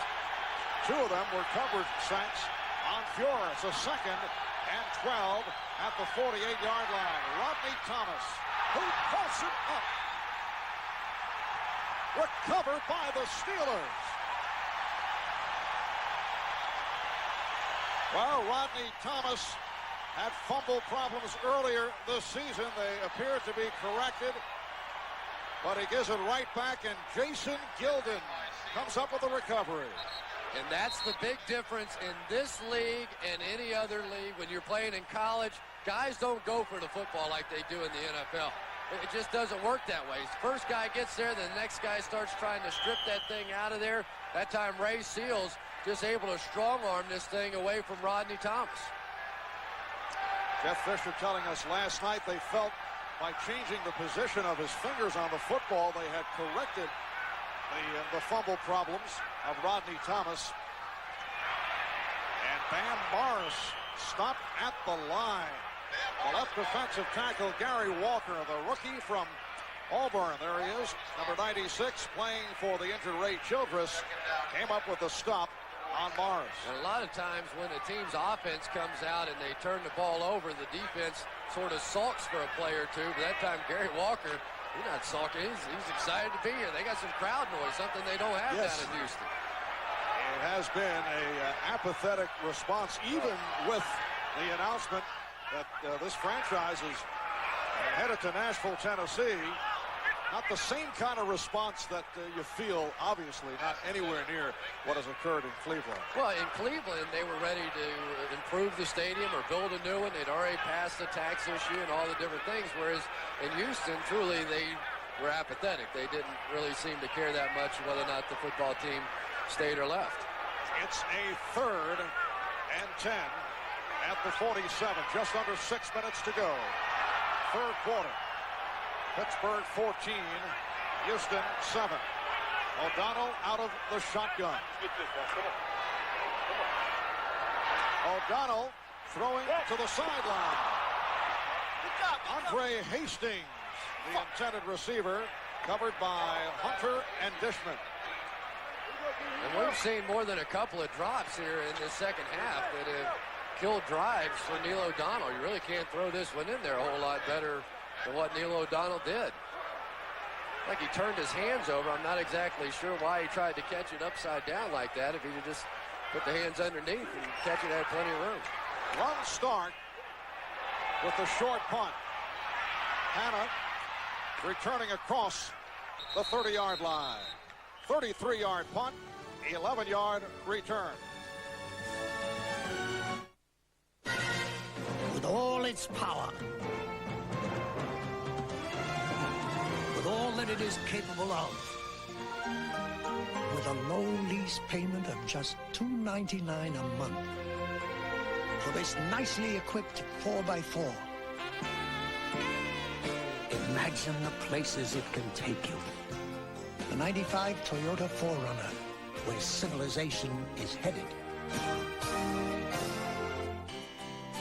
You can't save everything you'd like to. You can't save the world. You can't save the old neighborhood. But you can save this table, where your parents and their parents broke bread, dealt pinochle, and talked about maybe someday fixing the table. The Workmate portable workbench with vertical clamping from Black & Decker. It's how things get done. We'll be in New York tonight. Changes? Okay. Il veut faire des changements. Okay. Okay. Add back the slides in the middle. Réintègre les pages PowerPoint à la présentation. No problem, okay. Move the forecast to section 2. No problem. Statistics. We're on the internet. Excuse me. We downloaded the new forecasts. We have the files right here. Yes. Yes, I've got it. This is just fascinating. Everything's in order. Okay. See you in New York. Au revoir. A moment ago, Rodney Thomas coughed it up to give the ball back to Pittsburgh. He's had fumble problems earlier in the season. As we mentioned, we were talking with head coach Jeff Fisher last night, and he said that he improved the technique. If we had a football like we have a foot. Oh. Why don't you demonstrate? Here's what they did. Instead of, they put the finger over there. That's what Thomas was doing. They told him to split it apart, make that a pressure point, your forearm's a pressure point, and then back in here in the elbow, and then that way you've got 3 pressure points to hold the football. Very impressive, Chris. Yes.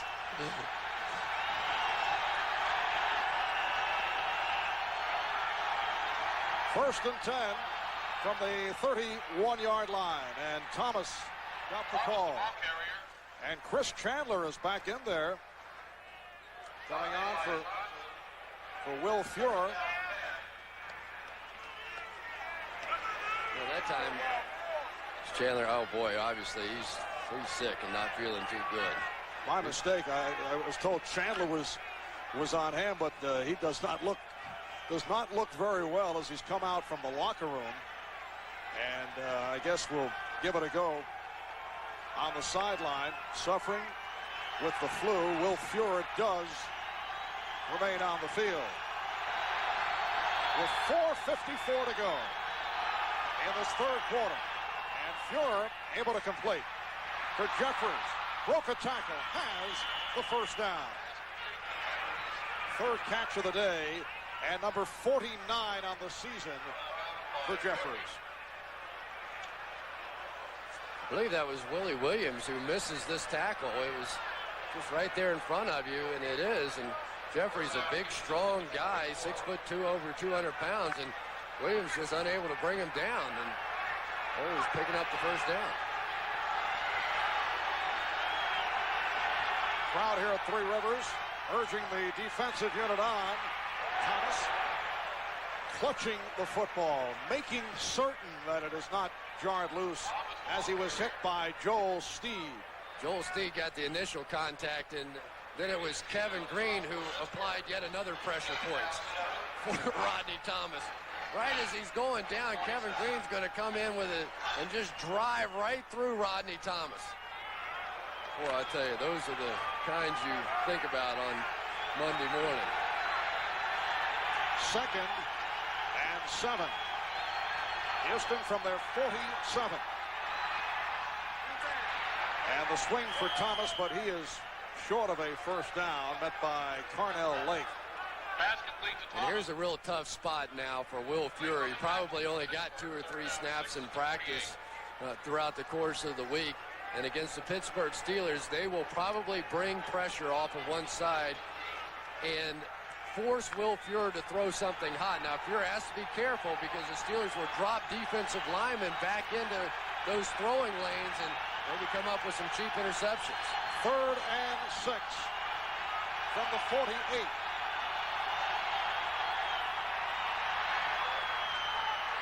And Fuhrer able to complete for the first down. Pass complete to Jeffries. Haywood Jeffries picks up 9.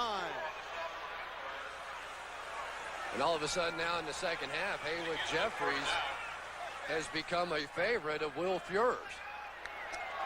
Steelers coming with a strange sort of blitz. Greg Lloyd appearing to come into the middle and then tried to circle all the way around. The timing was not there, and that left Fuhrer plenty of time to get it out to Jeffries. Will Fuhrer has seen some action this season. Prior to today, he had thrown 77 passes, completing 51%. McNair. So with 2 minutes and 40 seconds left in this third quarter, let's check in with Greg Gumbel back at our New York studio. All right, Marv, another terrific day for Brett Favre in the making. This is his 2nd touchdown pass of the day, a 14-yarder to Edgar Bennett to put the Packers up. It's also his 30th of the season, 100th of his career. The Packers lead the Bengals by a touchdown. They're just starting the fourth quarter, Marv. All right, Greg, 2nd down and 10 at the 43-yard line. And Fuhrer goes incomplete. Intended for Russell, who was covered and well covered by Carnell Lake. Yeah, Carnell Lake doing a nice job. You know, we talked to Carnell yesterday about playing the cornerback position instead of the safety position. He said at safety, everything happens in front of you. At the cornerback position, the hardest thing I had to learn was how to turn back with the football when it was in the air, because you know all the pass interference rules and all that stuff. And he thought that was the most difficult part of playing corner. 3rd down and 10. Oilers have been a very successful 3rd down team all season. Last week converting 9 of 11 against Denver. They do not convert here. Somewhere in the area was Derek Russell.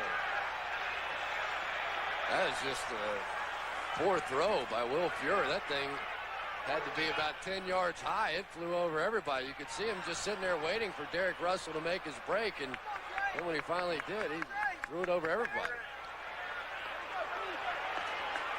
Just have to wonder if we're not going to see Steve McNair if they can get to the fourth quarter, and that may well be, but the next time they get the football, they take a shot just to get a little something going with this offense.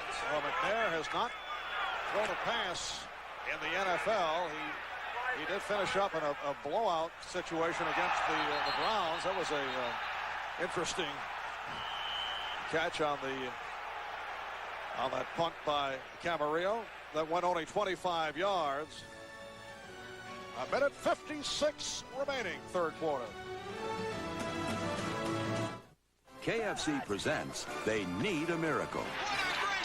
In a 1993 first-round playoff, Kansas City trailed the Steelers. What did the Chiefs need to knock Pittsburgh out of the playoffs? Stay tuned. Dear Santa. You have a lot of things on your list? Perhaps you heard about these new Colonel's Crispy Strips from KFC. Where's the North Pole? Juicy all-white meat chicken, freshly prepared. How's Santa gonna bring all those things here? They're good enough to be a meal. So stop at my house first. Everybody else is just serving cookies. Everybody needs a little KFC. Now get 3 Colonel's Crispy Strips, mashed potatoes and gravy, coleslaw, and a biscuit, just $2.99. On fourth down in the final minute of the fourth quarter, Joe Montana had time left for one final throw. Cocks his arm. Looks right, no one there. Looks left. Throws in the end zone. Touchdown! Montana's 7-yard touchdown pass to Tim Barnett was just what the Chiefs needed. Everybody needs a little KFC. You know, sometimes being known as the parts expert can be mighty big shoes to fill. Of course, this time of year, I got some mighty big stockings to fill, too. Come fill your stockings at Napa's Holiday Gift Sale, where you'll find great items at low prices. Like this special edition Napa toy truck, just $18.99, and an Evercraft 25-piece toolkit, only $15.99. While you're here, apply for the Napa card, the new convenient way to pay at Napa. We keep America running. There is Cordell Stewart, who has become a major part of the game plan for the Steelers, although he's touched the ball only once today. 15 times at wide receiver today for Cordell, who's become a multiple threat over the last 6 games. Drafted as a quarterback, threw the touchdown pass against Cleveland. The next week in Cincinnati, he was on the receiving end of a couple of passes, including this 71-yard touchdown. Watch Yancey Thigpen. Cordell said that was the hardest hit he took all year. Yancey drilled him after he caught the touchdown pass. And Morris on the sweep. Broke the tackle. Strong run from Morris, who is run out by Cecil. You know, that's when Bam Morris got hot last week against Cleveland at the end of the game. Dermontti Dawson's going to pull out in front of this play. But late in the ball game, those bigger backs start to get a lot more effective when the defensive guys start to get a little bit tired. And it was Bam Morris last week against Cleveland that killed the clock over the last 8 minutes and 52 seconds. Picked up 14 on that run. First down for the Steelers from their 32-yard line. Morris to the other side. And reaches across the 35. Walker and Bowden combined to make the stop. This third quarter is running down. 1:20 remaining. Dermontti Dawson has made the Pro Bowl the last 3 years from the center position. One of the few guys that can pull from that position. He gets out in front. Watch how long he stays on this block. That is a long time to maintain a block in the National Football League, and it took Bam Morris a little time to get there. Just a sensational player. He really is. Second down and 5.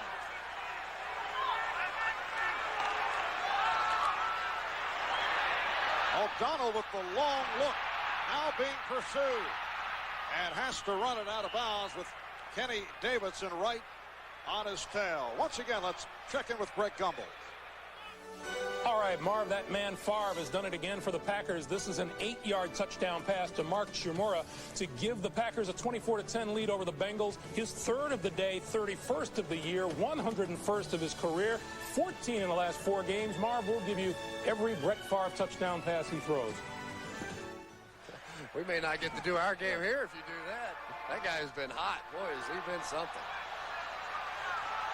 See time running down to this third quarter. It's a 3rd down and 5. Cordell Stewart is back on the field, and the Steelers take a timeout. Or apparently a delay of game has been called. They were trying to call for time. They took too much time.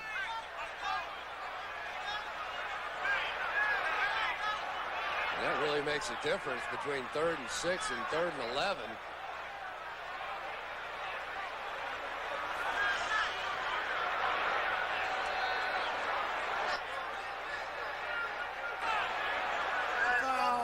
Timeout, Pittsburgh. Oh, they did get the timeout called. Well, you know, Red didn't want to get anything stuffed in his pocket. That's right. Good point. Oh, the evil eye being applied by by Jeff Fisher. So the ruling is that the Steelers did beat the clock by taking the timeout. Reminder tonight right here on NBC, Extremely Weird will get things going in bizarre fashion, it should be added. That's followed by comedy hits Mad About You and Hope and Gloria, plus the world premiere movie event Shadow of a Doubt starring Brian Dennehy. That is right here on NBC. We had a chance to meet with Bill Cowher yesterday, and during the course of the conversation we were talking about Carnell Lake and a lot of different guys, and he just kept bringing up the word unselfish. You know, everybody was unselfish, and I went back at my notes last night and I counted. There were 17 unselfishes. So you had 17 unselfish, like a couple of team guys, about 6 team guys, and 3 slashes. He talked about slash, which was Cordell Stewart a little bit. His big thing was the unselfish guys. He kept bringing that up. And Cordell is back on the field. O'Donnell was in at wide receiver. Stewart, diving attempt, and is incomplete for Cordell Stewart, his first incompletion of the season. He was 3 for his previous 3. Well, the game speed changes a little bit, doesn't it, when he gets in the ball game? I don't know if that was intended to be a run or not. They had people out there in front, but the Houston Oilers did a nice job of cutting off the angles and not allowing him to turn the corner. So this 4th down and 5 run start will punt. Travis Hanna with the fair catch. 6 seconds to go in this 3rd quarter. A 34-yard punt. Cordell Stewart incidentally says he wants to keep that number 10 jersey. If they put him in an 80s jersey, he'd feel too much like a full-time receiver. Yancey Thigpen was giving him a hard time yesterday. He said that we kept telling him that he was going to end up in our meeting room. And he said, oh, no, I'm a quarterback. I'm not going to be there. And then one day they walked into the meeting room, and there was Cordell sort of sitting there with his head down. They all just burst out laughing. I told you you'd be here eventually. And the Oilers from their 29-yard line. Final seconds, 3rd quarter.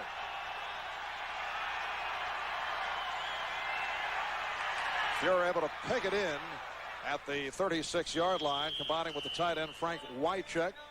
That's his first reception. That's it for the 3rd. We'll be back after this from your local station. Tonight, from the unexplained to the unimaginable, deadly curses, gigantic sea monsters, people who burst into flames, extremely weird. 7/6 Central NBC tonight. It's hot. It's fun. It's America's #1 selling small car, Ford Escort. With more repeat buyers than any car in its class. Choose any model Escort. We're dealing on all of them.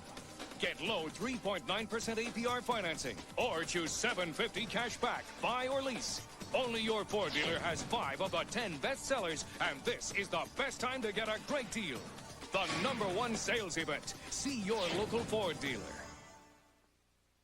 There's only one place for the best selection of brand names. Plus, holiday shoppers get guaranteed low prices. That's right, Jimmy. Now you can buy me lots of stuff. Sweaters, jeans, jackets. Huffy is the name in basketball. Right now, get Huffy's portable and adjustable basketball system. Shopper stopper priced at only $149.97. Bring home Huffy and get Dick's right price promise. The guaranteed lowest price. Dick's. Get the right stuff at the right price for the holiday. Dick's. They say the new Grand Am is a sensible car, but you know better. Excitement, you can see it. Excitement. The 96 Pontiac Grand Am's radical aerodynamic styling suggests a high price. But you know better. The 96 Grand Am, only $239 a month with $500 down. See your Central New York Performance Pontiac dealers. We are driving Pontiac Grand Am. excitement. Happy holidays from all of us at WSTM TV3. Telecast is presented by the authority of the National Football League and is intended for the private use of our audience. Any rebroadcast or other use of this telecast without the express written consent of the NFL is prohibited. Back at Three River Stadium in Pittsburgh. Marv Albert with Chris Collinsworth. Fourth quarter getting underway. Pittsburgh 14 and Houston 7. It's a second down and 3, and Rodney Thomas is stopped back behind the line. Myron Bell, the strong safety, on the tackle. Despite the fact that really Pittsburgh has outplayed Houston today, Houston's still within a touchdown. And just wonder if before this one's over, you might see Steve McNair. He is a guy that can create offense, and they have been struggling with that. At least get him in there, let him scramble around a little bit, maybe make some plays. Much celebrated #1 draft pick out of Alcorn State. Here's Fuhrer being pushed back, got it off, incomplete. Intended for Todd McNair, who's had a very quiet afternoon. Willie Williams on the coverage of Todd McNair, who is Houston's leading receiver. One thing in the National Football League, when you can get pressure on the quarterback rushing just 4 guys, it is awfully nice to have 7 people in the secondary to cover. And that's what happened there. That was basically a coverage pressure situation. Well, it's been an excellent game for the punters and the punt return people. 8th punt of the day for Camarillo. Hastings back. This one off the side of the foot. And here comes Hastings. And runs it out at midfield. Andre Hastings, who's averaging 10 yards per return, took that one 17 yards following the poor punt, a 24-yarder by Camarillo. Well, coming up after the game, it is the conclusion of the Office Depot Father-Son Challenge. Our own Johnny Miller will join such golf legends as Lee Trevino, Raymond Floyd, and others as they team up with their sons for the final day action that is next here on NBC. Opening minute, 4th quarter. And the Steelers back to the offense, starting out at midfield.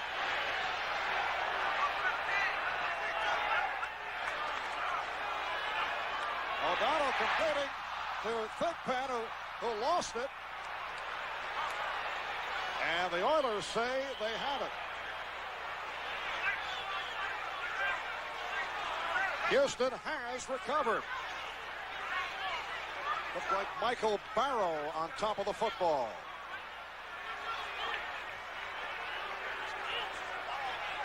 See whether or not he actually catches this football. 1-2, absolutely. Good call by the officials. Just a strip on the back side of it. But clearly had 2 steps, and that was a good call. So the Oilers return to the offense. So, I suppose you'll be having bench meat up in the spare room for the Lambs next. Oh, with this little fella, I won't have to call the creamy Ant. Sure, having another speakerphone. Can I play CDs? Print. And that's without going within a bush or the hole in the wall. Miss Machine, you must be behind the door and that. And with the video capture capability to make it clip art. But not the right picture. Ask me self out there and occupied the way.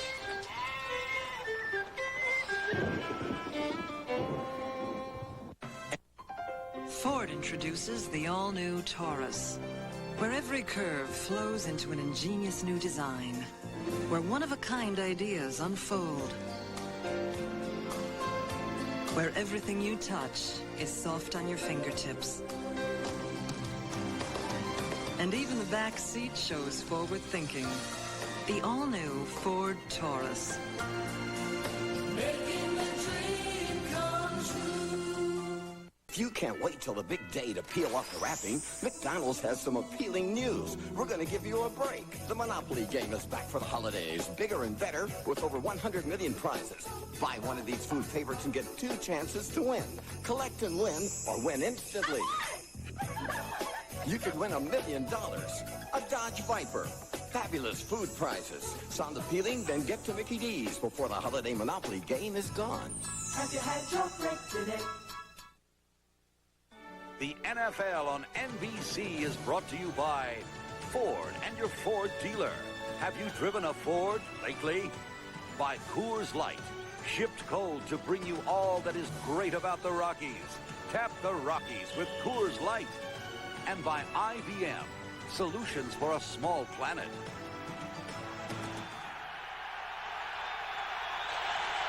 Yancey Thigpen in a conversation with Neil O'Donnell. Thigpen made the catch, but lost the ball. Third turnover for Pittsburgh. Houston gets it back. Todd McNair with a rare carry, refusing to go down. A beautiful run by McNair. It's only his second carry of the game, and for the season, only the 16th time that he's rushed the ball.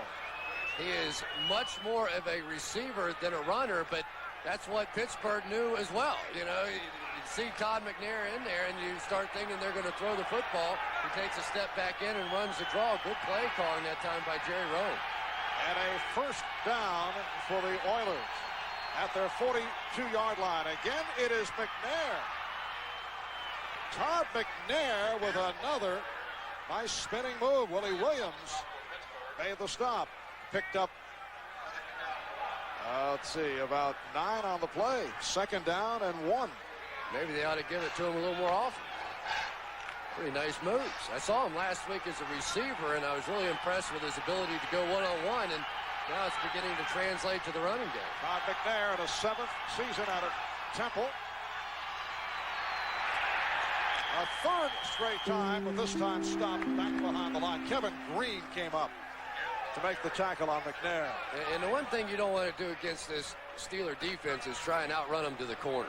I mean, really, the way that you want to attack Kevin Green and Greg Lloyd and some of those guys, you have to run right at them. You're not going to turn the corner on them. You're not going to belly out and get around them. You have to try and get him knocked out and go run up right inside of them. They're just too fast. Second down and about 4. Check that, third down and 4.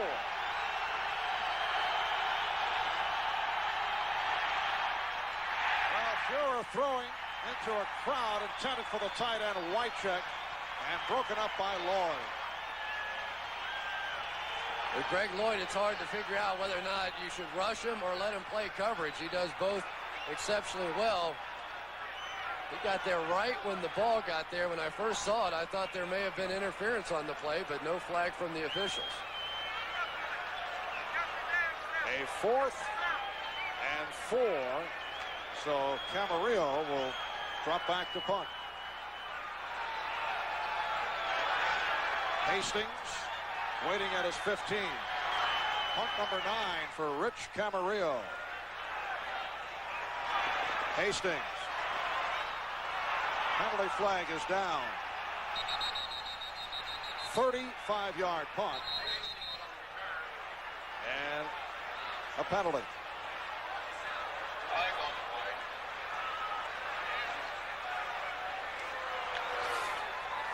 Referee Red Cashin. The officials seeking their privacy to discuss this. But the Steelers are huddling up on the goal line, so I think they already know what it is. There's no infraction on the play. Timeout. Well, apparently an errant flag. No penalty. We'll be right back. There are all kinds of reasons we created Ford Windstar with over 40 standard safety features like dual airbags and anti-lock brakes. Reasons it has the government's highest front crash test rating and offers a more powerful V6 engine than any other minivan. We did all this for a lot of different reasons, and some identical ones. Introducing the 1996 Ford Windstar, created for the most important people in the world. Did you call for phone service? Is technology amazing? At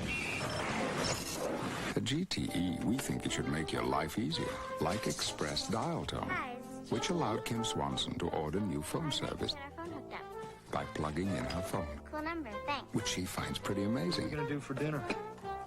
We can have some wieners. Why? Because she won't have to eat something really scary for dinner tonight. Amazing.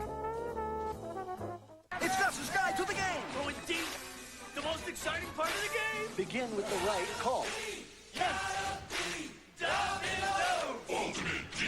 Then the technique. Notice how I extend the thumb and forefinger, palm outstretched to support the massive weight of the ultimate deep dish. The ultimate deep dish. Extra thick, extra zesty. Call now and get a large one-topping deep dish, just $9.99. Sully, extend the pinky. The man is a pro. The NFL on NBC is brought to you by Domino's Pizza. Call now and have Domino's deliver the ultimate deep dish pizza. Because when it's gotta be deep, it's gotta be Domino's. Well, this is the 54th meeting all time between Houston and Pittsburgh. Steelers joining the AFC Central back in 1970 as part of that NFL-AFL merger. Steelers have won 3 straight, 5 of the last 7 against the Oilers. Steelers take over at their 18-yard line. Bam Morris breaking tackles, reaching to the 24-yard line, met by the free safety, Chuck Cecil. Green Bay leading Cincinnati with 8:05 remaining in the fourth quarter. Miami continues to have its difficulties. Well, you just have to wonder whether or not Don Shula could survive another loss. All the great things that he's done in his career. Indianapolis struggling with Carolina. Could make it easy on Buffalo in their game against San Francisco tonight. Could you see a change during the season? No, definitely not. But, I mean, the Wolves are crying in Miami right now. 2nd down and 3. Morris. Good second effort. That is applauded by the crowd as he has a first down. Eddie Robinson and Kenny Davidson combining to make the stop. Well, if the season would have ended prior to today's play, Kansas City, Pittsburgh, and Buffalo are all in. You see Miami fading. Indianapolis involved in a tough ball game today, as you mentioned, with Carolina. It's hard to pick out the best in the AFC right now. I guess it's Kansas City. They were pretty impressive. Even though they lost that game against Dallas, they went toe-to-toe with the 2-time champions. The back pedal by O'Donnell to set the screen, but it did not work. The Oilers all over Bam Morris. Michael Barrow in his 3rd year out of Miami. Man who's taken over for the injured Al Smith. Made the stop. You know, Michael Barrow, he really doesn't even want to play middle linebacker. Throughout his career in high school, he was an outside linebacker, and the middle linebacker flunked out, so he had to play middle linebacker. In college, both middle linebackers got hurt. He had to play middle linebacker. So he came here and he said, well, Al Smith never gets hurt. He's always playing. And sure enough, this year Al Smith got hurt, and Michael Barrow had to go back and play middle linebacker. 2nd down and 15 for Pittsburgh. John L. Williams in motion. And O'Donnell going up top. Too deep for Thigpen. It was covered by Barnes. Brings up a 3rd and 15. And the one thing that the Steelers really have not been able to do with their passing game, it's been so much better this year than it was a year ago, is just take it and run right by somebody. They really have not completed the pure streak route today. And Houston's comeback going to be made a little tougher as the rain begins to fall. Overcast right throughout the day. When the game began, it was 50 degrees, unseasonably mild, and now the rain is falling. 3rd down and 15. Almost intercepted, and on the deflection, Oilers had a shot at it and apparently picked it off. It's like Odie Harris is the one that came up with it, and we talked about the rain and made that football slippery. Odie Harris did come up with it on the deflection for his 2nd interception of the season. And the worst time to try and catch a football is when it first gets wet, because there's a little slime or something that gets on it, and it went right through the hands of one of the defenders. It's like Darrell Lewis, and then Odie Harris came up with it. Looks like Dishman had a shot at it. Odie Harris has had a strong game. And the Houston Oilers, who have been allowed to hang around, very much alive with 9.5 remaining in the fourth quarter. Here's Fuhrer throwing a knuckleball that should have been picked off. Myron Bell could not hold on to the pass intended for the tight end, Frank Wycheck. Ball was tipped at the line of scrimmage, and Bell had a great opportunity for this one. I don't know if it was tipped or not. It just sort of got away. A little flutter. I'm really surprised. Even now with the rain, I'm really surprised that we haven't seen Steve McNair. I mean, this is kind of the perfect opportunity for him. O'Donnell picked off for a second time a moment ago. And Houston, 2nd and 10 down to the 40-yard line off the delay. Thomas for short yardage. Jason Gilden involved on the tackle. And here's one of those dreaded 3rd and long situations that you hate when you're playing offense against the Pittsburgh Steelers defense. Dick LeBeau, dating back to his days in Cincinnati, and Dom Capers when he was here, and now Dick LeBeau takes over. They're going to send somebody from somewhere and try and force you to throw that hot read. Even if you complete it, they just make the tackle. 3rd and 8 at the 38. And Fuhrer throwing downfield, but a bit too high for Derek Russell. And that time they did not bring the pressure, and Derek Russell had a step. Fuhrer just threw it a little bit behind him and didn't really give him a chance to reach up and make the play. Went up, really kind of went up with one hand. I thought he had a chance to go up with two hands, and not exactly sure why he just stuck one hand up there. Here comes our friend out to kick it again. This is punt number 10. His career high is 11. On a 4th down and 8. Camarillo. I'm assuming we'll try to angle it. He does. Running for the corner. Nicely done. Boy, that is nice right there. 36-yard punt, but a beauty to put the Steelers in a hole.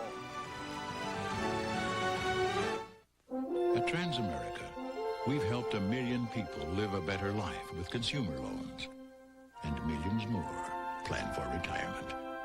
We've provided the security of life insurance for 15 million lives. And provided millions to finance educations. We also underwrite hopes and dreams. Transamerica. Life insurance, retirement plans, commercial and consumer loans.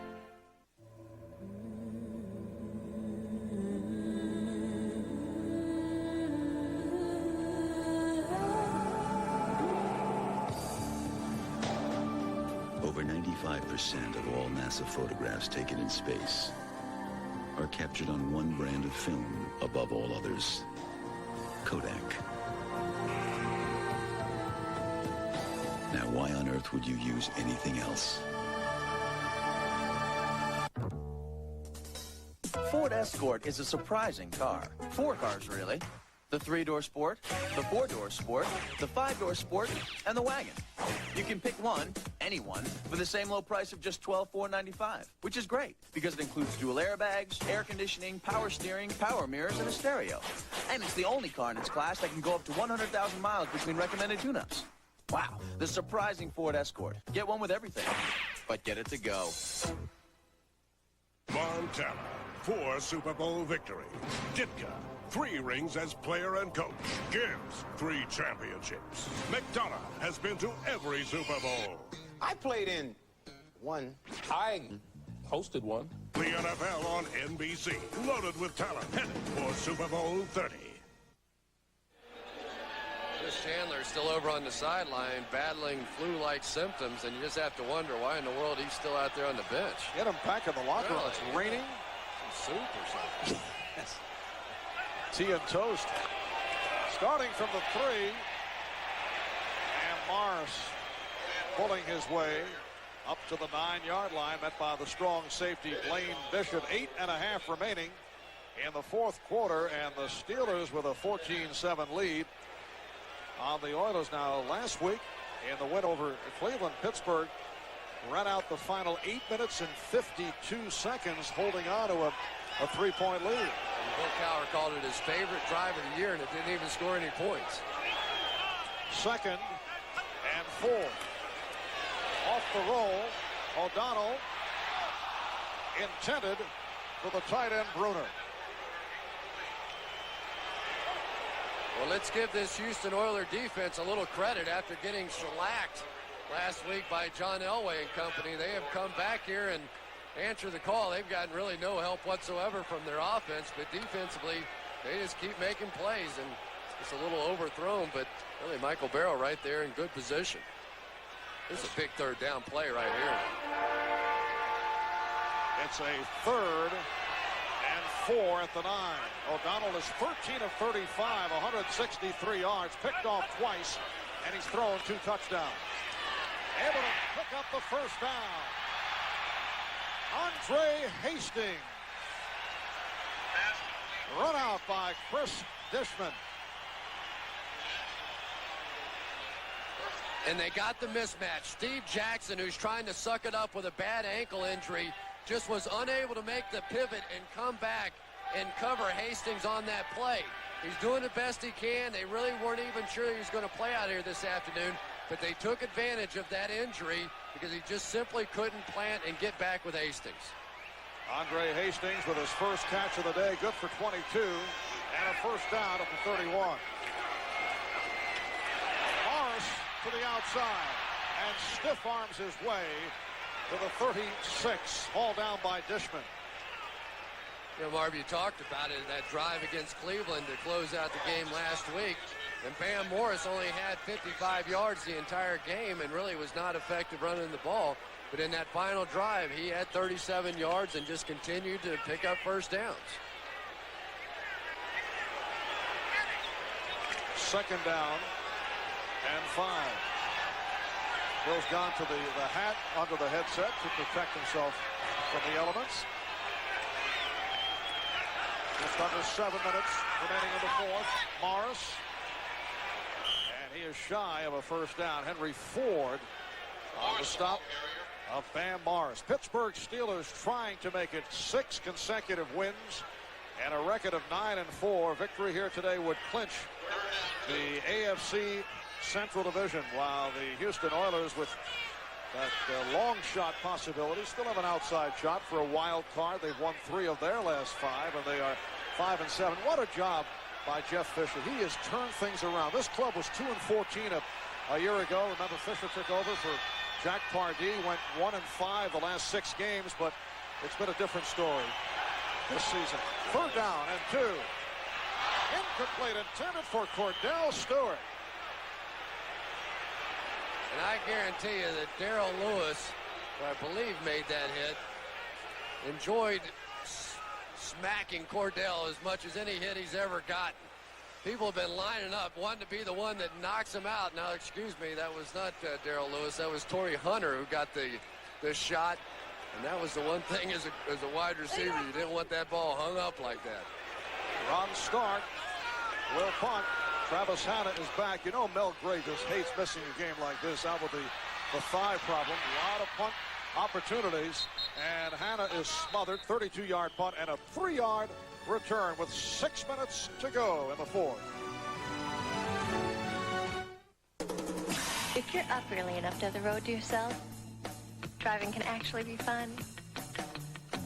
My hot rod days are over, but I'm still more likely to pass than to be passed. Sometimes on the weekends, my husband and I just like to kind of take off and lose ourselves in the beautiful scenery. If he's driving, west. That way. I'm not. That's very easy. Honey. Ford Contour, a world car for your world. Well equipped for just $15,165. I'm really sorry, folks. The presentation should be running. I just installed my new operating system, Windows 95. Try typing sysedit.exe. Thank you. Check your auto-exec. No, look at your config.sys. Thank you. If you're looking for a computer that's easy to use, there's still only one way to go. Get a Macintosh. I got it. Tap the Rockies. Who's life? Tap the Rockies. Who's life? Hey! Coors Light, the silver bullet. It's shipped cold to tap the clean taste of the Rockies. Tap the Rockies.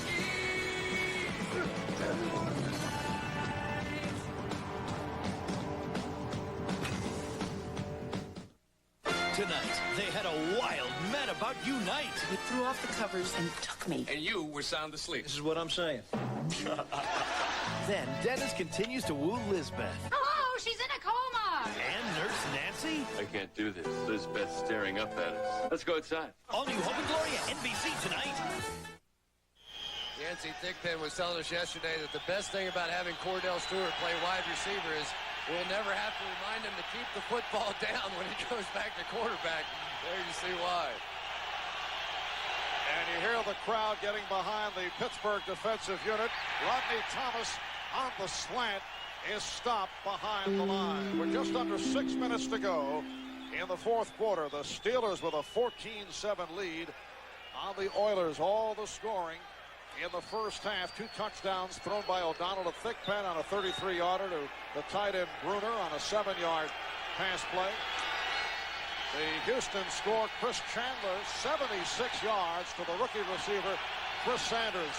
Chandler bothered by the flu. Not played in the second half, replaced by Will Fuhrer, who throws incomplete, intended for Sanders. And it just hasn't been there, really, for Will Fuhrer today, and I'm sure that Steve McNair over there is anxious to get his opportunity to get in the game because the traditional style of offense isn't working for Will Fuhrer. The dropping back or trying to hand it off and get the running game going. And at least Steve McNair is one of those guys. He runs all over the place and maybe could create something, but doesn't look like he's about to come in. I would think Jeff Fisher is very reluctant in that McNair has not taken that many snaps. The club's still alive for a playoff spot. Here's Fuhrer firing downfield. Jump ball was thrown. Sanders not able to come up with it. Covered by Randy Fuller.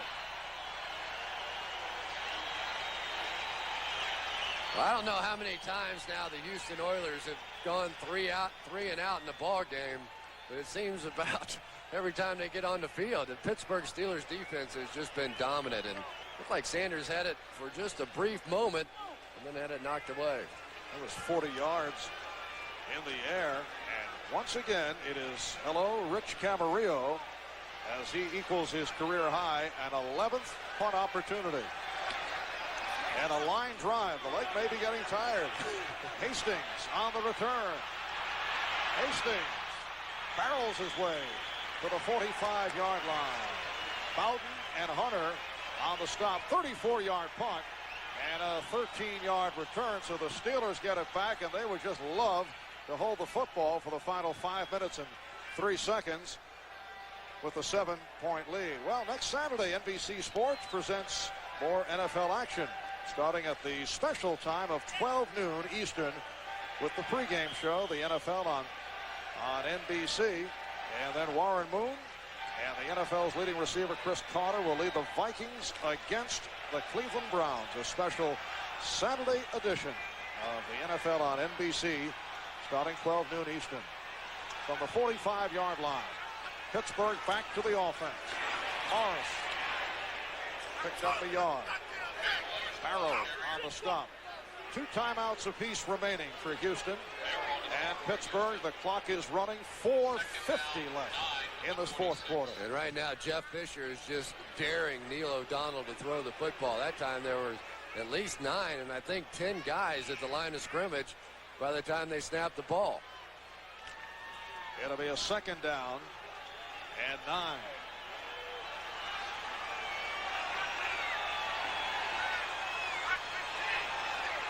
John L. Williams peeling off, and O'Donnell completes. No, incomplete. Once again, Yancey Thigpen. He's had 3 similar situations. 2 of them, it appeared he had it for an instant and then lost it, which were ruled incomplete, and another he was running with the ball and lost it. I think there's a flag down on the play as well. Illegal motion, number 22 on the offense. That penalty is declined. It's 3rd down. Well, that was that peel off by John L. Williams. Right. You know, Marvin, the one thing, though, I talked about the gloves and how they get sticky and it's easier to catch the ball. But when it rains, those gloves actually get slicker. When I was playing and we would get in a wet game, I would take my gloves off because I thought it was harder to catch the football there. Were you a proponent of the old stick-em? Oh, yeah. Oh, yeah. 3rd down and 9. Nice moves by Hastings. Andre Hastings with a couple of key catches Eddie Robinson on the stop, and that is good for 24 yards. And that's Bill Cowher's way of saying good job. Congratulations. He gets you by the shoulder pads and kind of shakes you around a little bit. This is a huge third down play, though. Just caught the Oilers in man coverage underneath, but if it weren't for the moves by Hastings, they'd have had to punt the football. This is a much improved wide receiver group from the Steelers. A couple of years ago, I thought this was really the weakest part of the football team.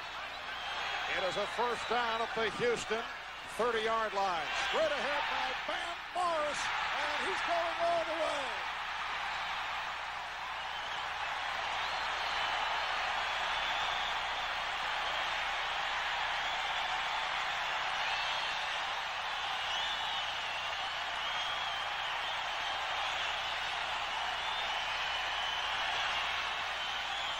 Bam Morris straight ahead for 30 yards, his 9th touchdown of the season and 101 for the day.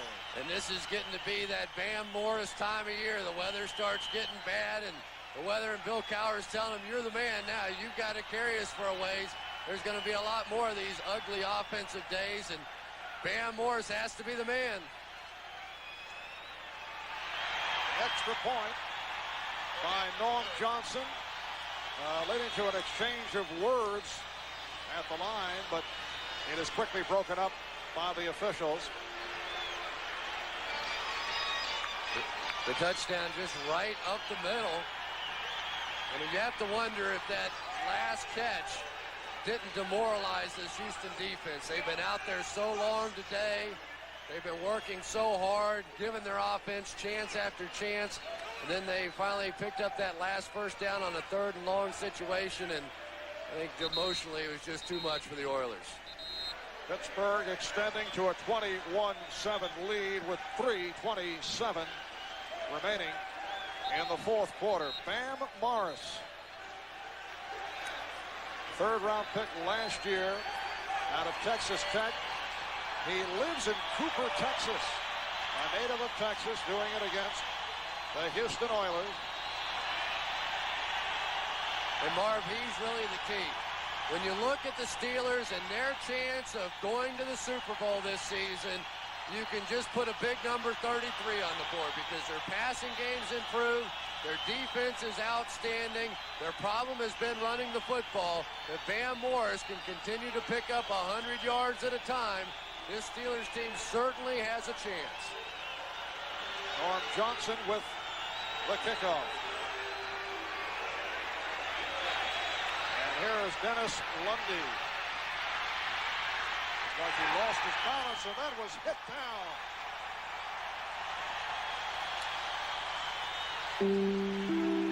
Leathon Flowers, the rookie from Georgia Tech, applying the hit on Dennis Lundy. And in my experience playing against the Pittsburgh Steelers, it is no fun when they get you down. Because then guys like Flowers, these crazy special teams guys, start flying around. And then they get emotional and the crowd starts doing this, and you might as well pack your bags and get on the bus. Leathon Flowers loving the moment. Fuhrer, 1st and 10 from the 20-yard line, completing. He has the tight end Wycheck out at midfield. Frank Wycheck with a 2nd catch of the day. That's for 28 yards. And Wycheck really has become much more of a factor in the past couple of weeks. 9 catches the last 2 weeks, but he was not a factor today, and I think a big reason why Greg Lloyd's been on him all day. First down at midfield. Fuhrer looking right, couldn't find anyone. Now on the run and goes down. Lost a yard on the play. And a flag is thrown.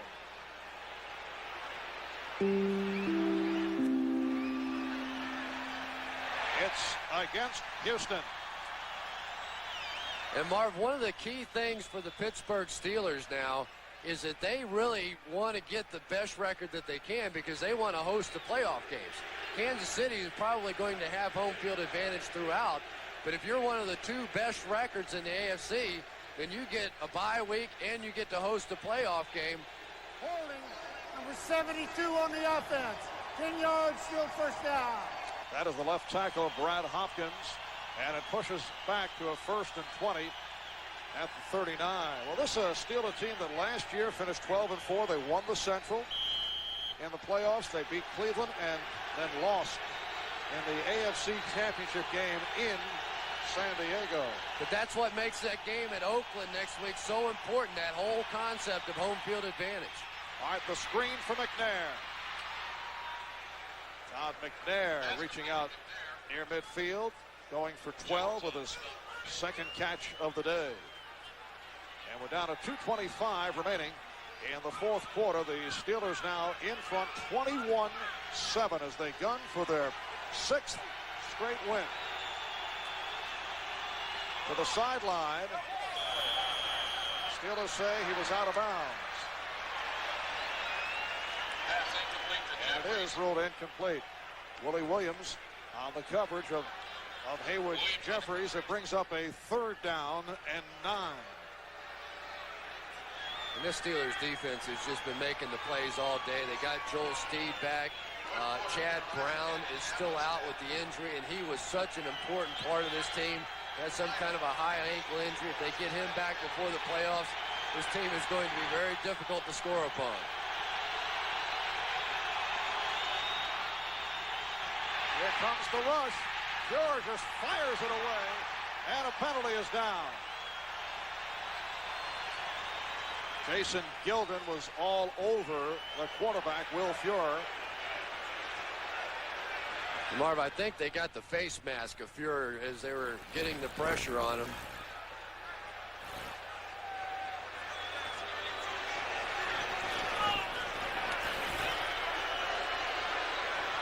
Face mask, number 37 on the defense, 5 yards, still 3rd down. Carnell Lake coming on the blitz, and as he got his hands up to try and make the play, he also got a piece of the face mask. Just the 5-yard variety, not an automatic first down. So it is a 3rd down and 4 up at the Pittsburgh 45. Fuhrer's pass was batted down. It was tipped. Bill Johnson getting a piece of it. And boy, Bill Johnson has been a welcome addition as well. Gives them a little depth on this defensive line now. Bill Johnson and Brinson Buckner and Kevin Henry, who was probably the biggest beneficiary. He just got that big hook up there. But now they've got something they haven't had all season, and that's like 5 guys that they can rotate in and out. And that's really important come playoff time. It's a 4th down and 4. Fuhrer throws a bullet, but it was dropped, ruled incomplete. Todd McNair could not hold on. The Steelers will take over with 1:58 to go in the 4th. Working to be the best. Teammates, sponsored by the U.S. Army. We're back! We're back! The return to Oakland has meant the return of great Raider defense.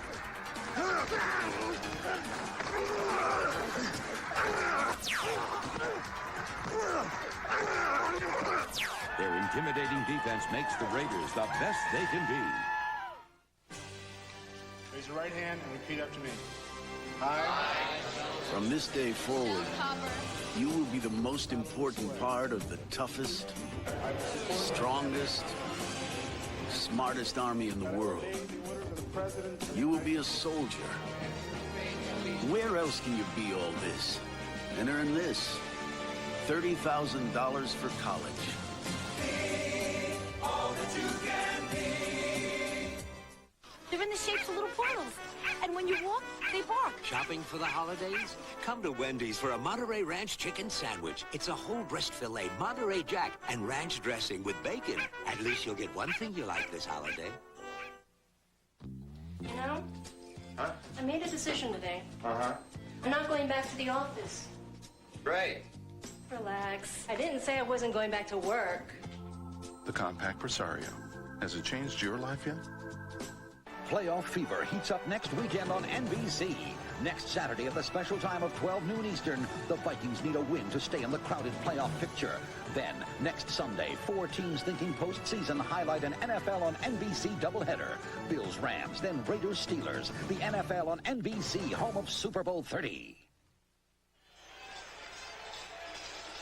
A minute 58 remaining in the fourth quarter. Pittsburgh taking over, and they will just run out the clock.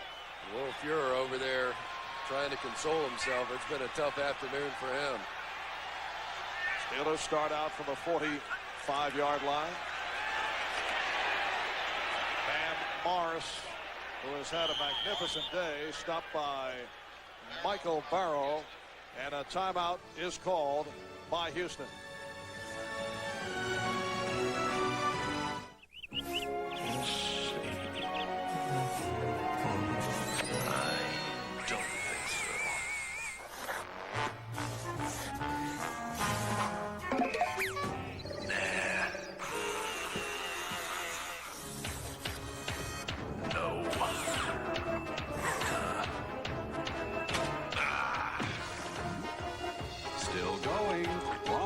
Energizer batteries keep going and going.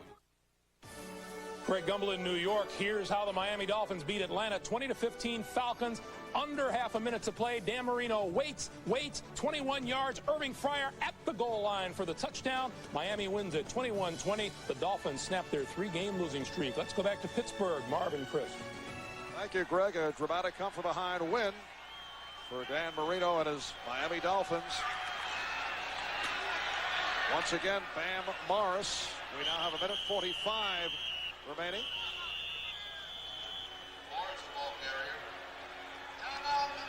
For those who may have just joined us, a lot of highlights, but most of them in the first half. O'Donnell on a 33-yard touchdown pass to Thigpen.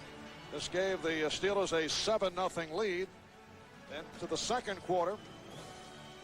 And Chris Chandler was able to tie the game. This is the big play of the day for the Oilers, combined with the rookie Chris Sanders, a 76-yard touchdown pass play. But the Steelers took the lead as O'Donnell completed to the tight end Bruner, 14-7 at the half. And the only score here in the fourth quarter, Bam Morris, early fourth quarter on a 30-yard straight-ahead move. Set up by a 24-yard completion to Hastings on a 3rd and 9. That was a key play. And Pittsburgh extended to 21-7, and that's where we are with a minute and 42 to go in this fourth quarter. I just wonder how much more of that 5 wide receiver set on 3rd and 1 we're going to see. You know, it didn't work very well today, and Bam Morris was working pretty good. All right, a draw play for John L. Williams. So a rare carry for Williams. That's his first of the day. It is short of a first down. Eddie Robinson on the stop. A look ahead for the Steelers. Next Sunday they play the Raiders in Oakland. Then home for New England. They finish up at Green Bay on December the 24th. The Houston Oilers have 8 more quarters to play in Houston as they look ahead to Nashville, Tennessee. 4 against Detroit and 4 against the Jets. Next Sunday home for Detroit, then a home game with the Jets, and they finish up the schedule in Buffalo. You know, Marv, the strange thing is that Pittsburgh may be playing for the last time this year in Cleveland, in Houston, and possibly in Cincinnati, depending on how the vote goes for the new stadium there in Cincinnati. So this Central Division possibly would be completely changed by this time next year, at least the cities. Houston does not have any timeouts remaining. Pittsburgh with 2 left as you check out the scores of the early games. Carolina in the final seconds leading Indianapolis.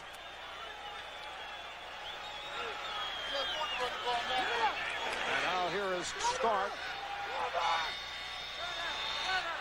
Hanna on the return.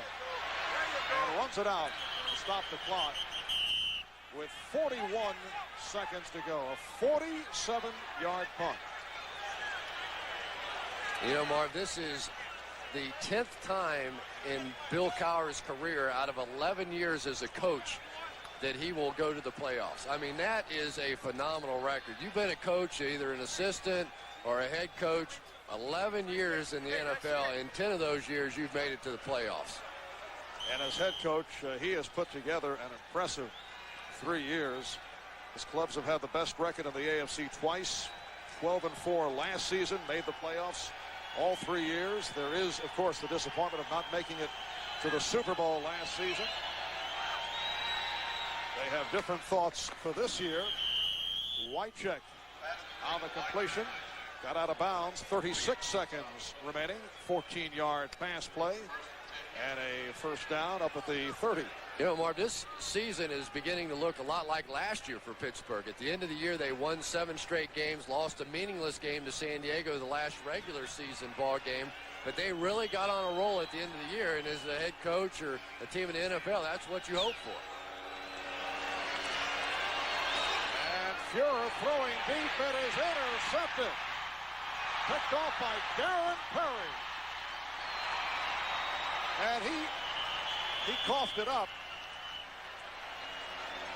Let's see who recovered. Recovered by the Steelers. Myron Bell is on it. But for Perry, his 4th interception of the season, he went 22 yards, took a good shot, and it was recovered by Myron Bell.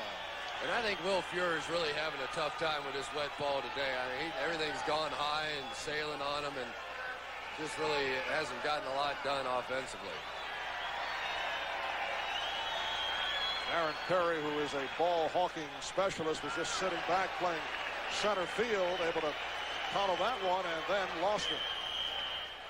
We are down to 22 seconds remaining of the game. So clearly the best team in the AFC last year. Cowher just got it. Rick Cowher just got the bucket of ice dumped over his head. And there's players on the sidelines, they just love it. They enjoyed getting him. And Bill Cowher and his Pittsburgh Steelers have clinched the AFC Central by winning their 6th straight. They go to 9-4, and the Oilers at 5 up and 8 down. The final score and a solid performance by the Steelers. Pittsburgh 21, Houston 7.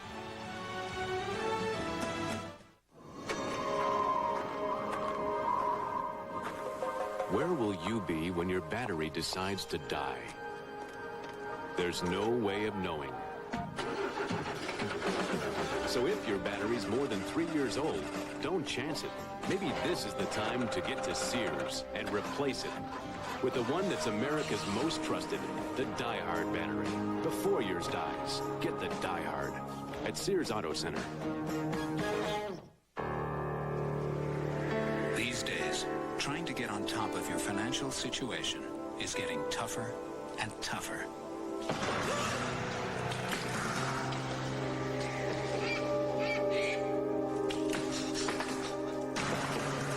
What you need is someone with experience and know-how. MetLife can help you get a grip on things and help you make sense of it all. Get Met. It pays. Maybe you helped and didn't know it, or were part of it and just forgot. If you joined the American Express Charge Against Hunger over the last 2 years, you made a difference. But the fight isn't over. Every time you use your American Express card, we'll give to Share Our Strength, a leading anti-hunger group. Because now through December 31st, the Charge Against Hunger is on again.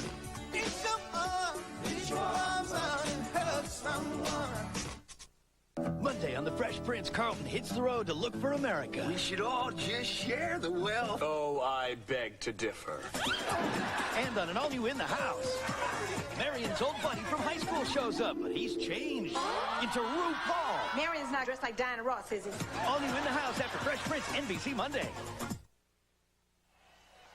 Well, for the Pittsburgh Steelers, it is 6 straight wins. They clinch the AFC Central as they defeat the Houston Oilers 21-7. For Chris Collinsworth, I'm Marv Albert. We say so long from Pittsburgh. This has been a presentation of the NFL on NBC. Based on the best-selling novel of one family's dirty little secret. I didn't kill my father. This kid scares the hell out of me. Brian Dennehy, Shadow of a Doubt, NBC tonight. If you have what's overall the most powerful line of truck engines on the planet, if you have better resale value...